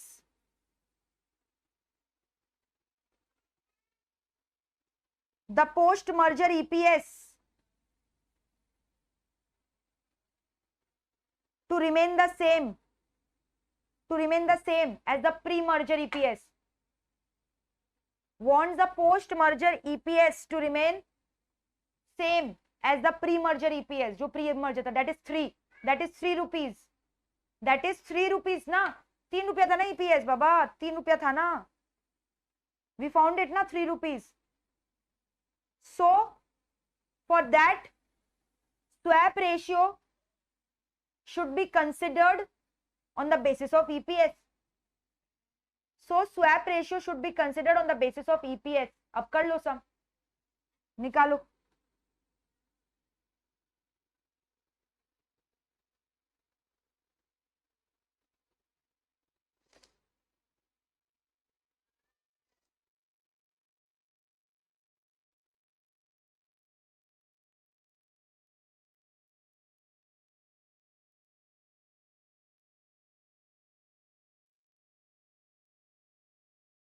3:2 कितना, एक्वायरिंग कंपनी का ईपीएस कितना था, 5 था ना उसका ईपीएस। कोई दिक्कत, क्लियर है? अच्छा, अगर आपको अब लग रहा है ना कि नहीं ऐसे कैसे अर्निंग सेम रहेगा, कैलकुलेट कर लो, you will get the answer. Calculate करो, आप निकालो, ईपीएस सेम आएगा, देख लो। पोस्ट मर्जर ईपीएस कितना होगा यहाँ पे बताओ, पोस्ट मर्जर ईपीएस निकालो इस केस में, अगर ये स्वैप रेशियो है, पोस्ट मर्जर ईपीएस कितना होगा, टेल मी। कितना कितना था, 3,40,000 आया था ना ऐड करके, डिवाइडेड बाई 3,40,000 था ना total EPS, total earning 2,50,000 plus 90। चलो पूरा लिख के करते हैं, 2,50,000 प्लस 90, यही तो था ना, डिवाइडेड बाई, अब कितना शेयर्स इशू करेगा वो, इसका खुद का तो 50,000 है,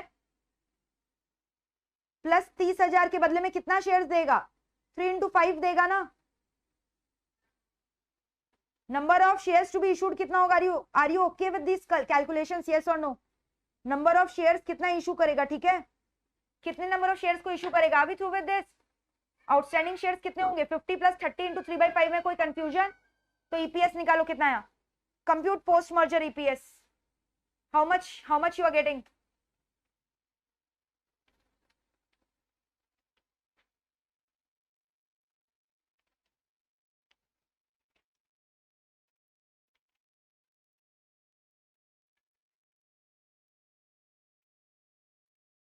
बताओ ना एक जन calculation, my god you guys are so slow, my calculator is also not working today properly, गलत सलत फिगर्स दिखा रहे, what is wrong with this calculator today.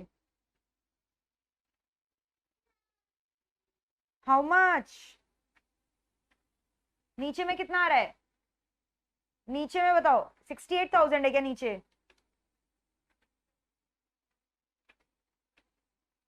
5 आया ना, तो आप बोलोगे नहीं मैम एस लिमिटेड का तो पोस्ट मर्जर 5 नहीं है 3 है, अरे तो एस लिमिटेड का भी निकालना होगा ना इक्विवेलेंट ईपीएस, निकालो। ये जो 5 ईपीएस है ये किसके लिए है, आर लिमिटेड के लिए ना, आर लिमिटेड ने अब्सॉर्ब किया, आर लिमिटेड के पॉइंट ऑफ व्यू से निकाल रहे हो ना, तो इक्विवेलेंट ईपीएस कितना होगा, equivalent EPS, equivalent EPS, equivalent EPS for S limited कितना होगा, post merger EPS multiplied by swap ratio, swap ratio कितना है 3/5, तो देख लो 3 आया ना,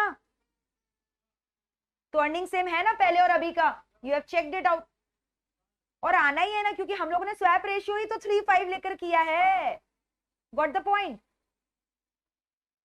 are we through with this sum और नॉट, टेल मी, पूरा क्लियर है ये वाला सम, मैनेज कर लोगे, एग्जाम्स में 8 मार्क्स का आता है सब सम, इज इट डिफिकल्ट, कम से कम we don't have complex calculations like goodwill valuation here, है ना?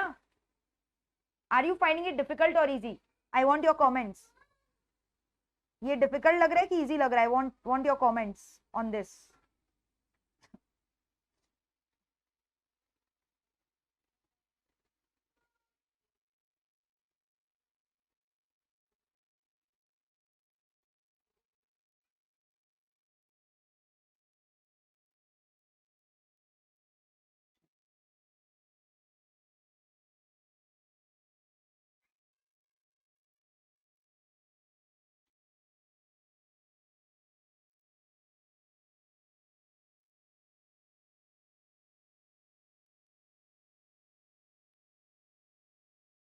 Come to question number 7. Let us solve this question first. Chalo. The following information is provided in relation to acquiring the firm Mark Limited and the Target Mask Limited. तो acquiring firm, देखो नाम बहुत synonymous है, तो confuse मत होना, जानबूझ के they give you for confusion, ठीक है? बताओ अब acquiring कंपनी किसके ऊपर लिख दूं? This is acquiring company, I think. Even rectify me if I am wrong. Target mask है ना, तो पहले ये ना अपने क्वेश्चन पेपर में लिख लिया करो, so that no confusion is there, okay? Earnings after tax they have given you, PAT दे दिया basically, outstanding shares they have given you, P ratio they have given you, swap ratio in terms of current market price. सबसे पहले market price निकालना होगा। How will you find it out? P ratio multiplied by earning per share. Yes, तो सबसे पहले EPS निकालो दोनों company का। Mark and mask, my God the name is so confusing. Mark और इधर में मास्क है ना, देख लो ठीक है ना। ये एक्वायरिंग है, ये टारगेट है। चलो निकालो। टोटल अर्निंग्स 200 और 40। आउटस्टैंडिंग इक्विटी शेयर्स कितना है? 20 lakhs और 10 lakhs।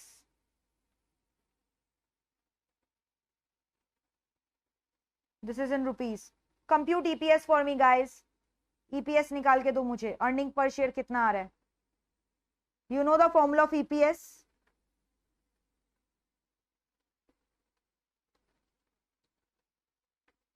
कितना कितना ईपीएस है बताओ? 10 and 4. EPS is 10, rupees 10 and rupees 4. Okay. Now what is the P ratio they have given? P ratio कितना दिया हुआ है बताओ?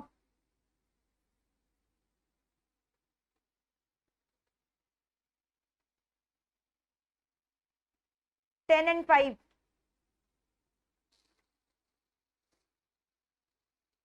तो एमपीएस निकाल लो। C मल्टीप्लाइड बाई डी ना। एमपीएस कैसे निकलता है? P ratio multiplied by EPS. तो very easy again. 100 rupees per share, 20 rupees per share. Are we through with this? Any doubt? Now find out the swap ratio. They have asked you ना find out the swap ratio on the basis of MPS. So write down the formula. Swap ratio क्या होगा? MPS of, सबसे पहले क्या लिखोगे? Target company. Formula लिखना मत भूलना एग्जाम में, यूल गेट 0 नहीं तो। ऑफ एक्वायरिंग कंपनी, और एक्वायरिंग भी पूरा लिखना है, ACQUIRING पूरा। How much? 20/100।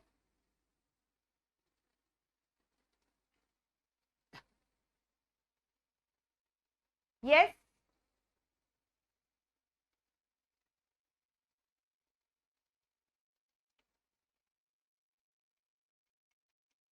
यानी for every 5 shares of the target company you are going to issue 1 share of the acquirer company. Yes और नो? यस और नो? कोई डाउट है यहां तक? स्वैप रेशियो क्लियर है? लिख लो, इसका मतलब भी लिखना होता है नहीं तो मार्क्स कटेंगे। लिखो, this means that the purchasing company, purchasing company का नाम लिख लेना। हाँ, this means mark limited, this means mark limited is going to issue 1 share for every 5 shares of Maersk Limited. 1 share for every 5 shares of Maersk Limited. ठीक है? For every 5 shares of Maersk Limited.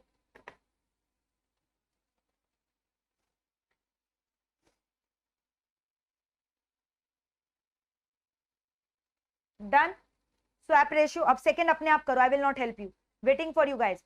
EPS after acquisition, यानी they are asking you to find EPS post merger. निकालो। तो उसके लिए तो आपको सबसे पहले आउटस्टैंडिंग शेयर्स निकालने होंगे ना टोटल। मर्जर के बाद आउटस्टैंडिंग शेयर्स कितने होंगे?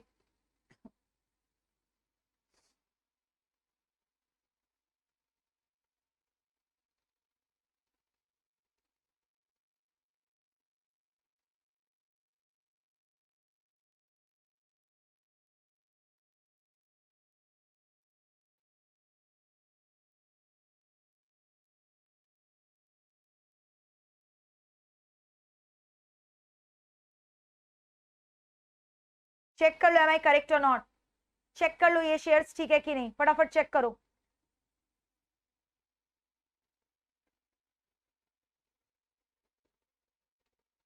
ठीक है, अब निकाल लो। और टोटल अर्निंग्स कितना होगा after merger?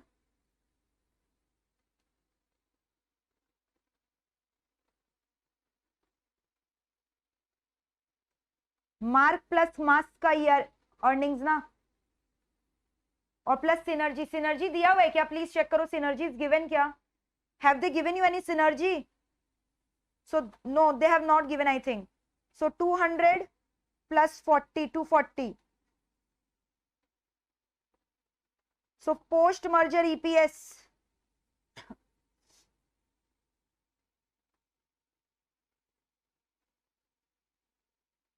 did you write the formula or not? Post merger EPS directly solve नहीं करोगे, write the formula. 22 lakhs से डिवाइड करना है, 240 डिवाइडेड बाय 22 कितना आ रहा है? 240 डिवाइडेड बाय 22 कितना आ रहा है? 10 पॉइंट,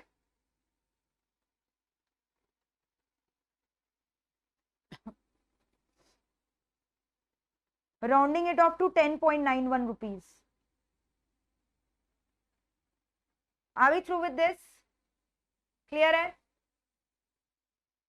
नेक्स्ट क्या बोला है? What is the expected market price of Mark limited after acquisition assuming P ratio of Mark limited remains unchanged. तो मैंने बोला था ना, पी रेशियो जनरली अगर नहीं भी लिखा रहता तो हमको वही वाला पुराना वाला ही लेना पड़ता. तो बताओ पोस्ट मर्जर मार्केट प्राइस कितना होगा? How do you find out market price?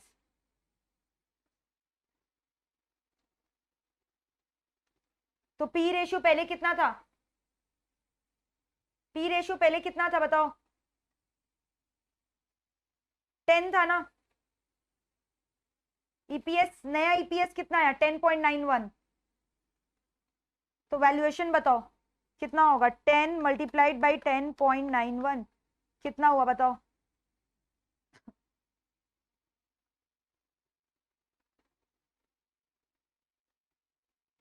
बताओ क्या क्या कैलकुलेशंस कैलकुलेटर में करना पड़. I was just killing the time so that to ensure आपको कॉन्सेप्ट्स क्लियर हो जा रहे हैं. Do you think I will really do 10.91 multiplied by 10 on the calculator? ठीक है, ऑल राइट. 109.1 क्लियर हो गया. अब चलो नेक्स्ट क्या पूछा है? Determine the market value of the merged firm. Now tell me, post merger MPS कितना आया? 109.1 किसका आया? मार्क का ना. तो मार्क्स का इक्विवेलेंट एमपीएस निकालो. Equivalent MPS for mask limited क्या होगा? मैंने क्या बोला था? मल्टीप्लाई कर देना पड़ता है ना उसको एक्सचेंज रेशियो के संग. कितना एक्सचेंज रेशियो? 1:5. तो कितना होगा उसका देख लो. सो दिस डिवाइडेड बाई 5 कितना होगा बताओ? 21.82. ठीक है, बट ये नहीं भी निकालोगे तो चलेगा. Total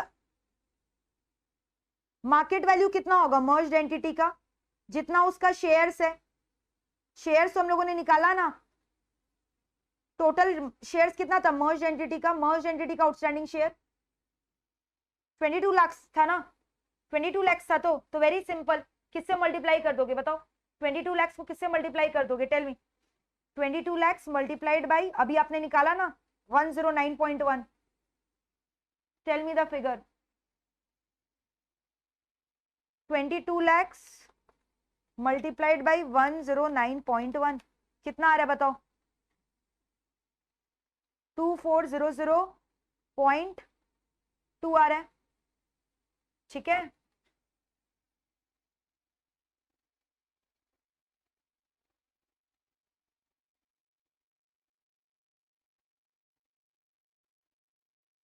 clear?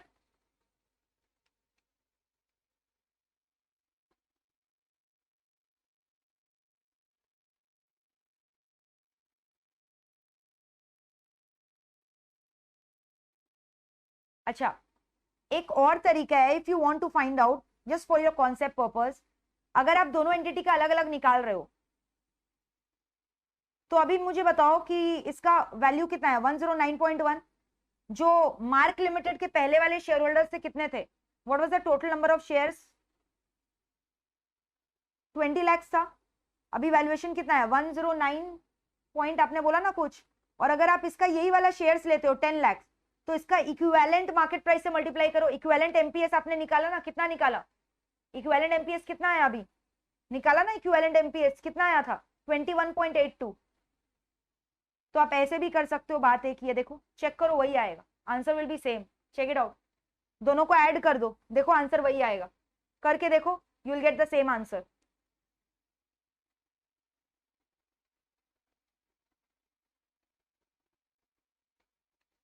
आ रहे, you are getting the same answer ना, ठीक है। तो बात एक ही है ना, यहां पे मैंने क्या किया, ये 10 लाख को आप डिवाइड करोगे अगर 5 रेशियो से, तो 2 लाख शेयर बचेगा। तो या तो 2 को डायरेक्टली इससे मल्टीप्लाई कर दो, या अदरवाइज इसको डिवाइड बाय 5 करके 5 हिस्से में ब्रेक करके 10 लाख से मल्टीप्लाई कर दो। बात तो एक ही है ना, कॉन्सेप्ट क्लियर हुआ? So I am just giving you the concept, okay. Gain और लॉस निकालना है for share holders of 2 independent companies after acquisition, you have to find out their gains और लॉस, ओके। तो निकाल लो, बहुत सिंपल है। Earning per share देखो पहले कितना था, did you find out the equivalent EPS for this mark limited, mask limited? Equivalent EPS निकालो, इक्विवेलेंट ईपीएस कितना होगा? इक्विवेलेंट ईपीएस 10.91 मल्टीप्लाइड बाई 1/5 ना, कितना होगा मास्क लिमिटेड का?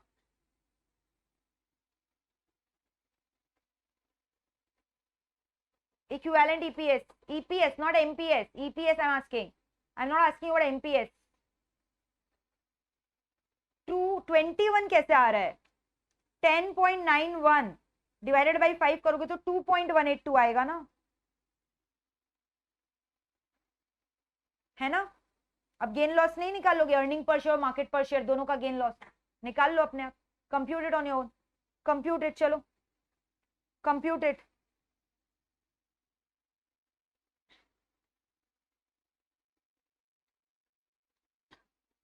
निकालो, इधर लिख लो मार्क लिमिटेड, इधर लिख लो मास्क लिमिटेड, दोनों का कंप्यूट करो फटाफट।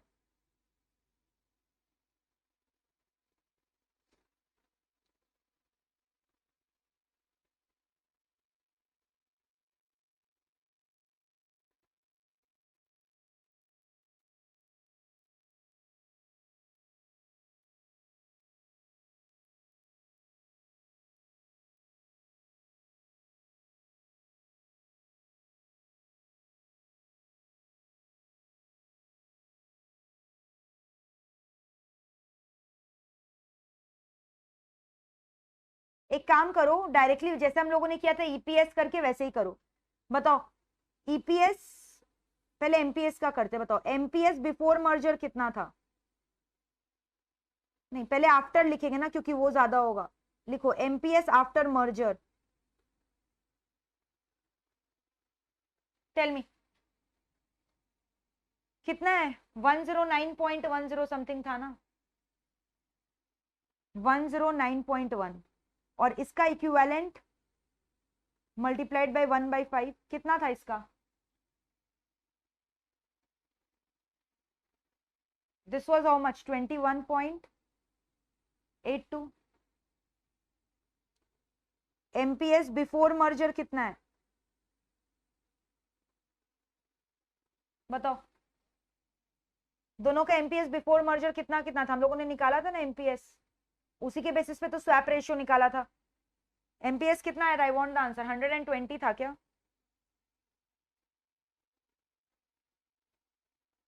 तो लिखो गेन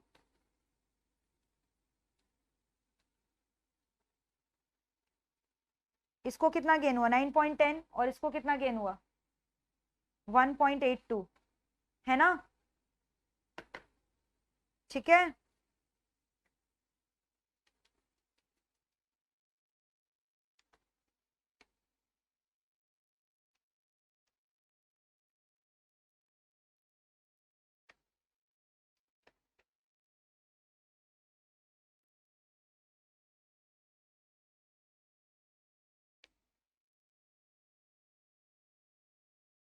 क्लियर है?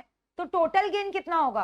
टोटल गेन कितना निकलेगा, कैसे निकालोगे, इसका कितना शेयर्स और इसका कितना शेयर्स है, इसके पास तो 20 लाख है ना, बाकी तो इसके शेयर होल्डर को मिल गया, ठीक है, तो मार्क लिमिटेड के शेयर होल्डर को कितना शेयर मिला, तो आप लोग तो इक्विवेलेंट ही ले रहे हो, तो इसको किससे मल्टीप्लाई करोगे, डायरेक्टली इसी से 10 लाख से करोगे ना, क्योंकि आप लोगों ने तो इक्विवेलेंट गेन निकाला है ना, इक्विवेलेंट गेन निकाला है, तो किससे मल्टीप्लाई करना चाहिए, 2 लाख से कि 10 लाख से, 10 लाख शेयर से मल्टीप्लाई करोगे, निकाल लो कितना गेन आ रहा है टोटल, 9.1 मल्टीप्लाइड बाई 20 कितना हुआ 182, और इधर कितना हुआ 182, और इधर 18.2 लाख, तो टोटल गेन कितना हुआ 200.2 लाख टोटल गेन। कोई दिक्कत? अच्छा, you want to check whether this gain is correct और not, what else you can do, tell me. Post merger पूरा टोटल मार्केट वैल्यू कितना होगा, डायरेक्टली आप निकाल लो, टोटल 22 लाख शेयर आउटस्टैंडिंग है, मल्टीप्लाइड बाई 109.10, ईच शेयर का दाम कितना है 109.10 ना, तो 22 लाख मल्टीप्लाइड बाई 1 इंटू 109.10 है ना, और प्री मर्जर कितना होगा, प्री मर्जर मार्क का कितना था 20 लाख मल्टीप्लाइड बाई उसका शेयर कितना था 100 रुपया का, और इसके पास कितना शेयर था, इसके पास जितना शेयर था मल्टीप्लाइड बाई इसका जो शेयर का वैल्यू था 20 रुपीज, ऐड करके दोनों का डिफरेंस निकालो, इतना ही आएगा। डू इट, कैलकुलेटर में करके बताओ कितना आ रहा है, पहले करो 22 लाख मल्टीप्लाइड बाई 109.1 कितना आया 2400.2 आया ना, हम लोगों ने शायद ऊपर निकाला भी था, ये रहा total market value, merge entity का है ना, minus before merger, before merger कितना होगा, मार्क का कितना होगा 20 लाख मल्टीप्लाइड बाई 100 था ना उसका शेयर का दाम 2000 रुपया, प्लस 10 लाख का शेयर और था उसके पास, और कितना था 20 रुपीज था ना उसका दाम, तो कितना हुआ बताओ 2000 प्लस 200 2200 2200, तो 2400.2 में से 2200 आप लेस करोगे तो कितना बचेगा, कितना बचेगा, इतना ही बचेगा ना, तो कैसे भी करो, you can do it in any ways you want if your concept is clear, alright. कैसा लगा ये वाला सम, you know this same sum is also discussed in your CA final level in SFM subject, उन लोग का जो SFM है उसमें mergers है। अब सोचो, although institute are claiming they always fight with each other in order to claim their superiority, but you know in most of the maths common sums they are giving, ये same sum मैं पढ़ाती हूँ SFM में CA institute में, I mean CA वाले बच्चों को, got the point in the final level, so the same sum is, और ये sum मेरे मैथ में ऑलरेडी था, but to my astonishment this was also in your Insti math, so whether it is CA, CS, CMA, everywhere they are giving the same thing। अच्छा, EPS भी आप निकाल सकते हो, मैंने बोला जब भी गेन लॉस निकालने बोलता है you can also find gain loss on EPS, ठीक है, बट क्योंकि समझ में कुछ बोला नहीं था मैंने खाली ये निकाल के छोड़ दिया, बट याद है मैंने मास्टर वाले एग्जांपल में MPS का भी निकाला था, EPS का भी निकाला था, EPS भी निकाल लो, why to wait, if you have just talked about it, निकाल लो, EPS निकालो, after merger before merger, EPS भी निकाल लो, 10.91 था ना आफ्टर मर्जर, और before merger it was how much, before merger EPS was how much,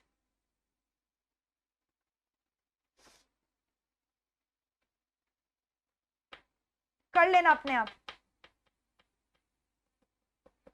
10 था शायद, निकाल लो कितना आ रहा है, कर लोगे ना,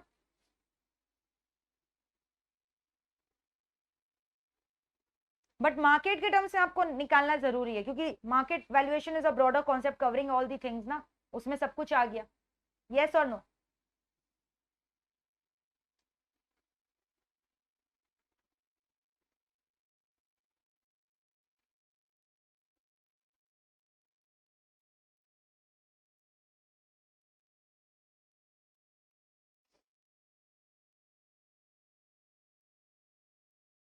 Write the sums for homework, question number 6.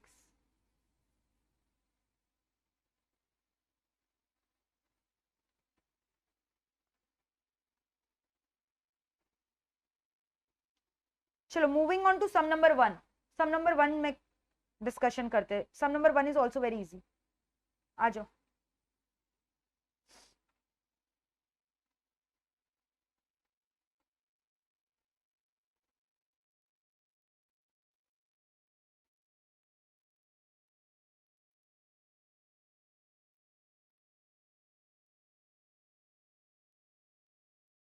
अच्छा क्वेश्चन 4 भी एक बार कर लेते फटाफट, बहुत छोटा सा सम है, कर लो। ईपीएस कितना आ रहा है चेक कर लो, ईपीएस में लॉस आया है क्या? Are you getting loss in EPS? चलो मैं करवा ही देती हूँ।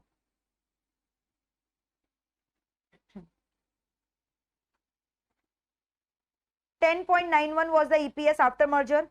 फटाफट मुझे बताओ प्री मर्जर ईपीएस कितना था? 10 था ना प्री मर्जर ईपीएस, तो प्रॉफिट आया तो pre merger was 10, new is 10.91, तो 0.91 का प्रॉफिट आया ना, 0.91 का प्रॉफिट आया। नो फॉर मास क्या आ रहा है? मास के लिए इक्विवेलेंट ईपीएस कितना होगा? Did you find equivalent EPS for mass? 10.91 multiplied by 1/5, how much? 10.91 divided by 5 कितना आ रहा है? 2.182 आर इक्विवेलेंट ईपीएस। यस, और before merger how much was it? Before merger कितना था? 4 रुपीज था। हाँ तो लॉस आ रहा है, लॉस आ रहा है, ठीक है कोई बात नहीं, loss is coming, but overall market value तो बढ़ रहा है ना, वो मैटर करता है। ईपीएस में लॉस आ रहा है तो ईपीएस का भी आपको कंप्यूटेशन दिखाना, आप दिखा देना, but you can not skip showing market value. Okay चलो, so what we are discussing right now, sum number 4, let us do it. P ratio निकाल के दो, डू यू थिंक ये कोई सम है पूछने लायक? बताओ, सबका पी रेशियोज निकालो।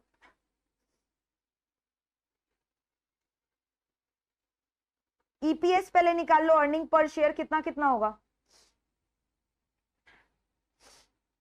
450 divide by 10, 45 crore outstanding share, तो 90 डिवाइडेड बाई 45, 2 रुपीज हुआ। इसका ईपीएस कितना हुआ? ये नंबर ऑफ शेयर्स नहीं दिया हुआ है, ये शेयर कैपिटल का वैल्यू दिया हुआ है, तो आउटस्टैंडिंग शेयर के लिए डिवाइड बाई 10 करोगे ना फेस वैल्यू से, तो आउटस्टैंडिंग शेयर 18 हुआ ना, तो इसका ईपीएस कितना होगा? 18/18, 1 हो गया। और लास्ट वाला के लिए निकालो, सी लिमिटेड का अर्निंग्स कितना है? 18, 18 डिवाइडेड बाई 9 करोगे 2 आएगा, तो ईपीएस 212 आ रहा है क्या? पी रेशियो निकाल लो। पी रेशियो कैसे निकलेगा? मार्केट प्राइस इज गिवन, तो 60 divided by 2, 37 divided by 1, 46 divided by 2, right? Right और रॉन्ग? पी रेशियो का फॉर्मूला क्या होता है? लिख लो भाई, MPS divided by EPS, no? So MPS is given 60, EPS you have got 60/2, MPS 37/1, MPS 46, EPS 2, 46/2. So this is coming to 30, 37, and this one is coming to 23. So very easy, PE ratio done. Now they are asking you to find earning per share of A Limited after the acquisition of B and C separately. Will you recommend merger of both the companies? Justify your answer. मतलब बोल रहा है कि A limited का आपको EPS निकालना है, assuming कि ए ने पहले बी को एक्वायर किया, फिर ए ने सी को एक्वायर किया, दोनों का सेपरेट आपको कैलकुलेशन करना है, नॉट टुगेदर। सबसे पहले आपको कंप्यूट करना है A with B and then A with C. नहीं निकाल लोगे? निकाल लो। टोटल अर्निंग्स कितना होगा ए विथ बी में? 90 + 18 डिवाइडेड बाय आउटस्टैंडिंग शेयर्स कितने हैं? 45 + 18, 18 मल्टीप्लाइड बाय एक्सचेंज रेशियो कितना लोगे? एक्सचेंज रेशियो किसके बेसिस पे लोगे बताओ? एक्सचेंज रेशियो किसके बेसिस पे लोगे? Have they given you anything कि एक्सचेंज रेशियो किसके बेसिस पे लेना है? Have they given you anything? So किसके बेसिस पे लेना चाहिए? गेस करो। पी रेशियो के बेसिस पे लोगे, क्योंकि पी रेशियो निकलवाया है ना, तो एक्सचेंज रेशियो पी रेशियो के बेसिस पे लो। तो पहले एक्सचेंज रेशियो निकाल लो, बताओ।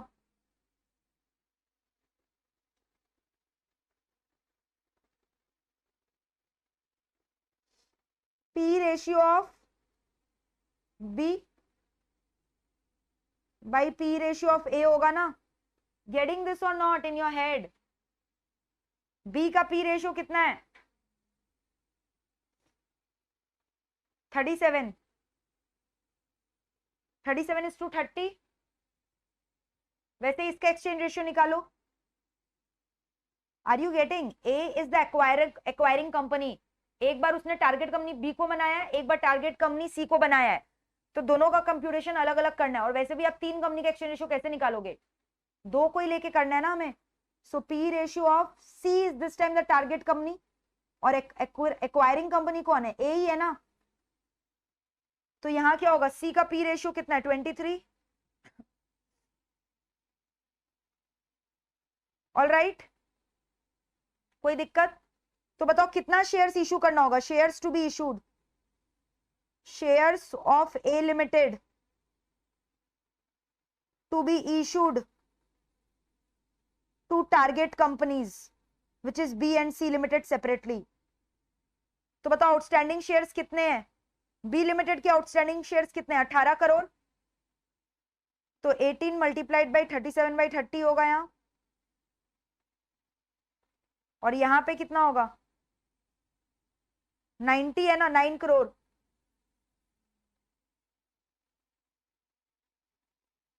टेल मी द वैल्यूज, कितने शेयर्स इशू करने, वैल्यूज बताओ। 18 इंटू 37 डिवाइडेड बाई 30, यहाँ पे 22.2 आ रहा है।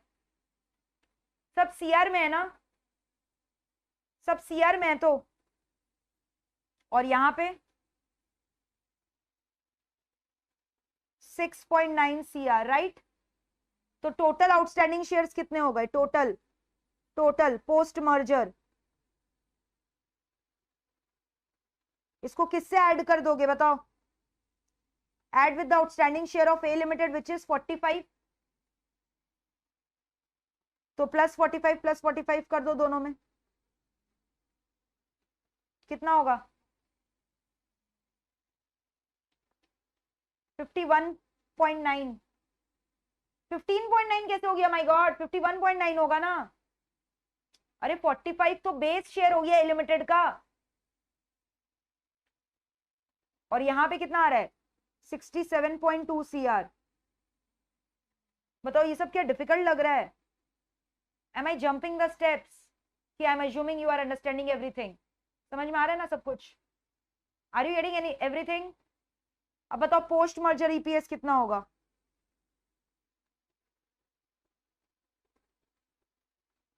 इसका टोटल अर्निंग्स कितना होगा, ए प्लस बी मिलाकर, ए प्लस बी मिलाकर कितना होगा बताओ, 90 + 18 divided by 67.2, yes, find out EPS. Why am I doing the calculations on your behalf? You are supposed to tell me the answer ना, compute it quickly and tell me the answer. वैसे इसका post merger EPS कितना होगा, 90 + 18 ही है, उसका भी 18 है EPS. वाह, दोनों का अर्निंग सेम है 90 + 18, नॉट बिकॉज ऐसे ही 18 मैंने कांस्टेंट फिगर लिया, दोनों का अर्निंग सेम है इसीलिए, है ना। इसको भी 67.2 से डिवाइड कर देते, जब ऊपर में सेम लिया नीचे में भी सेम ले लेते। Is it so, is it so, will you divided by 67.2 crore, outstanding share इतने होंगे। अगर वो टारगेट कंपनी सी को एक्वायर करेगा तो आउटस्टैंडिंग शेयर कितने होंगे, divided by what, divided by what, 51.9 ना।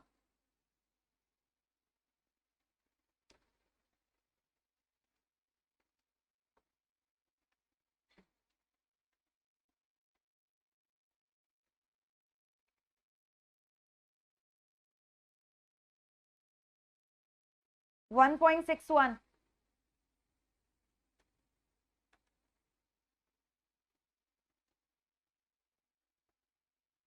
$2.081 रुपीज। ऑल राइट, अब देखो क्या बोल रहा है, will you recommend merger of both the companies, justify your answer.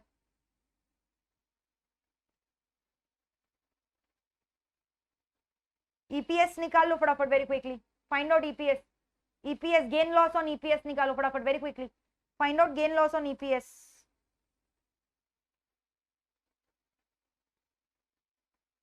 Find out,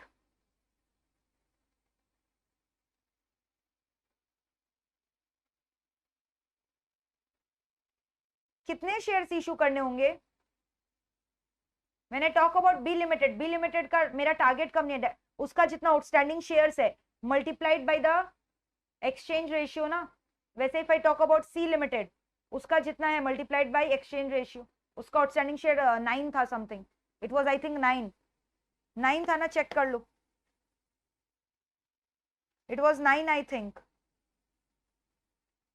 check it out, it was 9 or not. Find out the gain and loss and tell me. दोनों का gain loss निकालो very quickly, I am waiting for you. EPS का gain और loss निकालो very quickly. Find out EPS का gain और loss, फटाफट निकाल के दो मुझे, कितना कितना आ रहा है ईपीएस.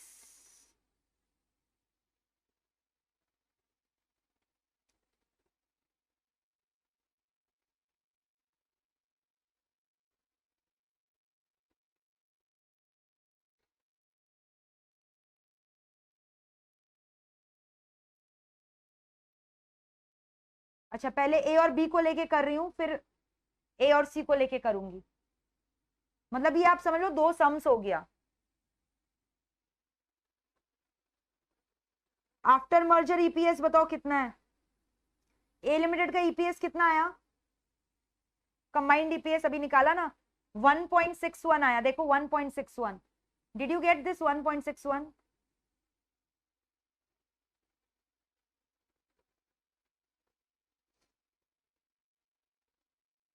तो इसका इक्विवेलेंट ईपीएस कितना होगा? 1.61 मल्टीप्लाइड बाय इसका exchange ratio. What is exchange ratio here? 37/30. So how much you are getting?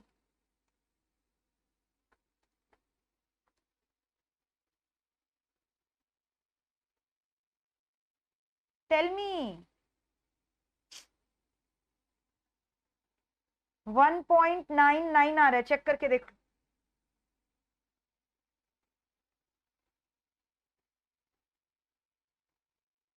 और बिफोर मर्जर ईपीएस कितना था? ए लिमिटेड और इसका ईपीएस कितना था बिफोर मर्जर? 2 रुपीज था ए का, और बी का 1 था ना.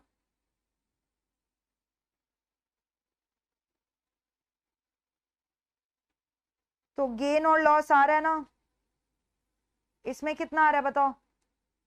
2 माइनस 1.61 कितना आ रहा है? 0.39. और इसका कितना आ रहा है?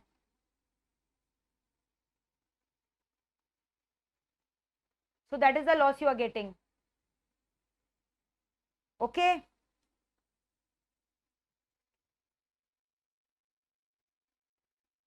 So do you think this merger is profitable? No, it's not profitable.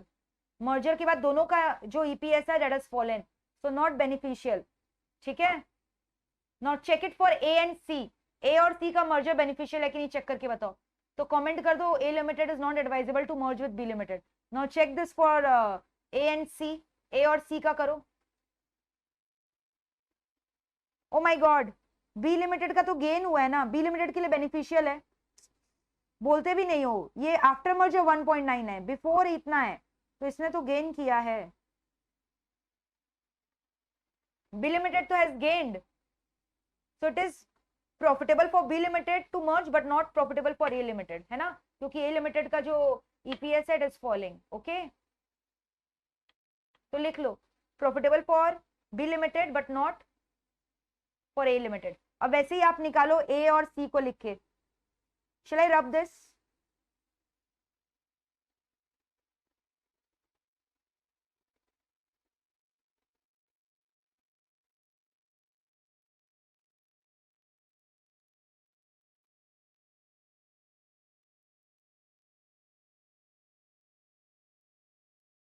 EPS before merger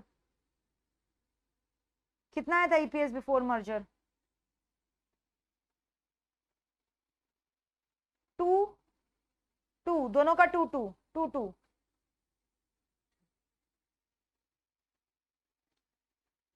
और आफ्टर मर्जर 2.081. और इसका इक्विवेलेंट कितना होगा? Equivalent EPS multiplied with the exchange ratio what is exchange ratio here? Exchange ratio यहाँ कितना है? 23/30 है। Check कर लेना if I have written correctly और not the exchange ratio. 2.081 multiplied by 23 divided by 30, so this is coming to 1.595। तो कितना हो गया? 1 point,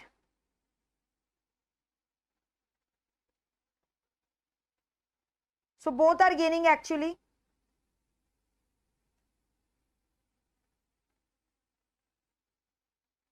So you know you will always write after merger वाला EPS पहले और before merger वाला नीचे, so that you can deduct it, okay, properly। और इसका कितना आ रहा है?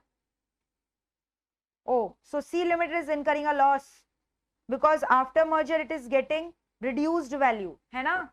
Before merger it was greater। 2 minus 1.595, so this is coming to 0.405, okay। So not beneficial from C Limited points of view, but beneficial from A Limited point of view, okay। लिख लो वहां पे।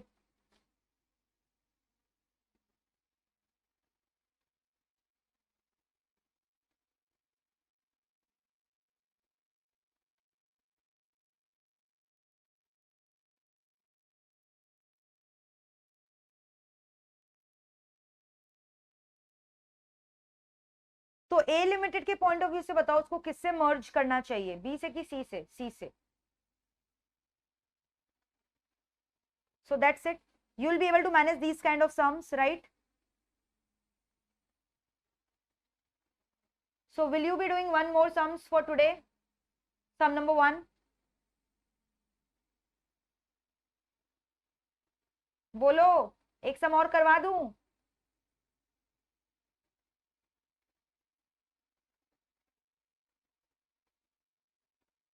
ठीक है, to be continued in the next class. All right, next class, ठीक है। But बोला some homework कर लेना that I give you. Which sum did I give you for homework? Tell me, कौन सा सम मैंने होमवर्क के लिए दिया था? हाँ, sum number 6, okay. So do sum number 6 for your homework purpose, very easy, कर लेना, ठीक है। So I hope you enjoyed the class, बहुत इजी था क्लास आज का। Notes I will be giving you, write down all the things that I have given you in your copy, ठीक है। So that's it for today. Please merger का class एक भी मत छोड़ना, otherwise you will be finding difficulty, okay। it's very conceptual and very easy, okay, no problem। write it after you go back to your home, okay। so just I have given you the notes, ऐसे भी आपको लिख कर करना ही है copy में notes को। और and make sure you practice all the sums that I have discussed in the class again, okay, in your copy properly। otherwise you are not going to get a command over this chapter। और ये chapter पे command आ गया 10 marks secured. I tell you this is more easier than valuation of goodwill. Valuation of goodwill में तो भी ना sometimes error के चांसेस आ जाते हैं, sometimes because we leave certain adjustment, है ना, and it is lengthy, but this is not lengthy, this is the same step, monotonous step getting repeated in all the sums। find post merger EPS, find post merger MPS, and for the target company post merger MPS and EPS will be what? Their current EPS multiplied by the exchange ratio। I mean the post merger EPS multiplied by the exchange ratio, not the current EPS। समझ में आया? तो वही हर जगह करना है, okay।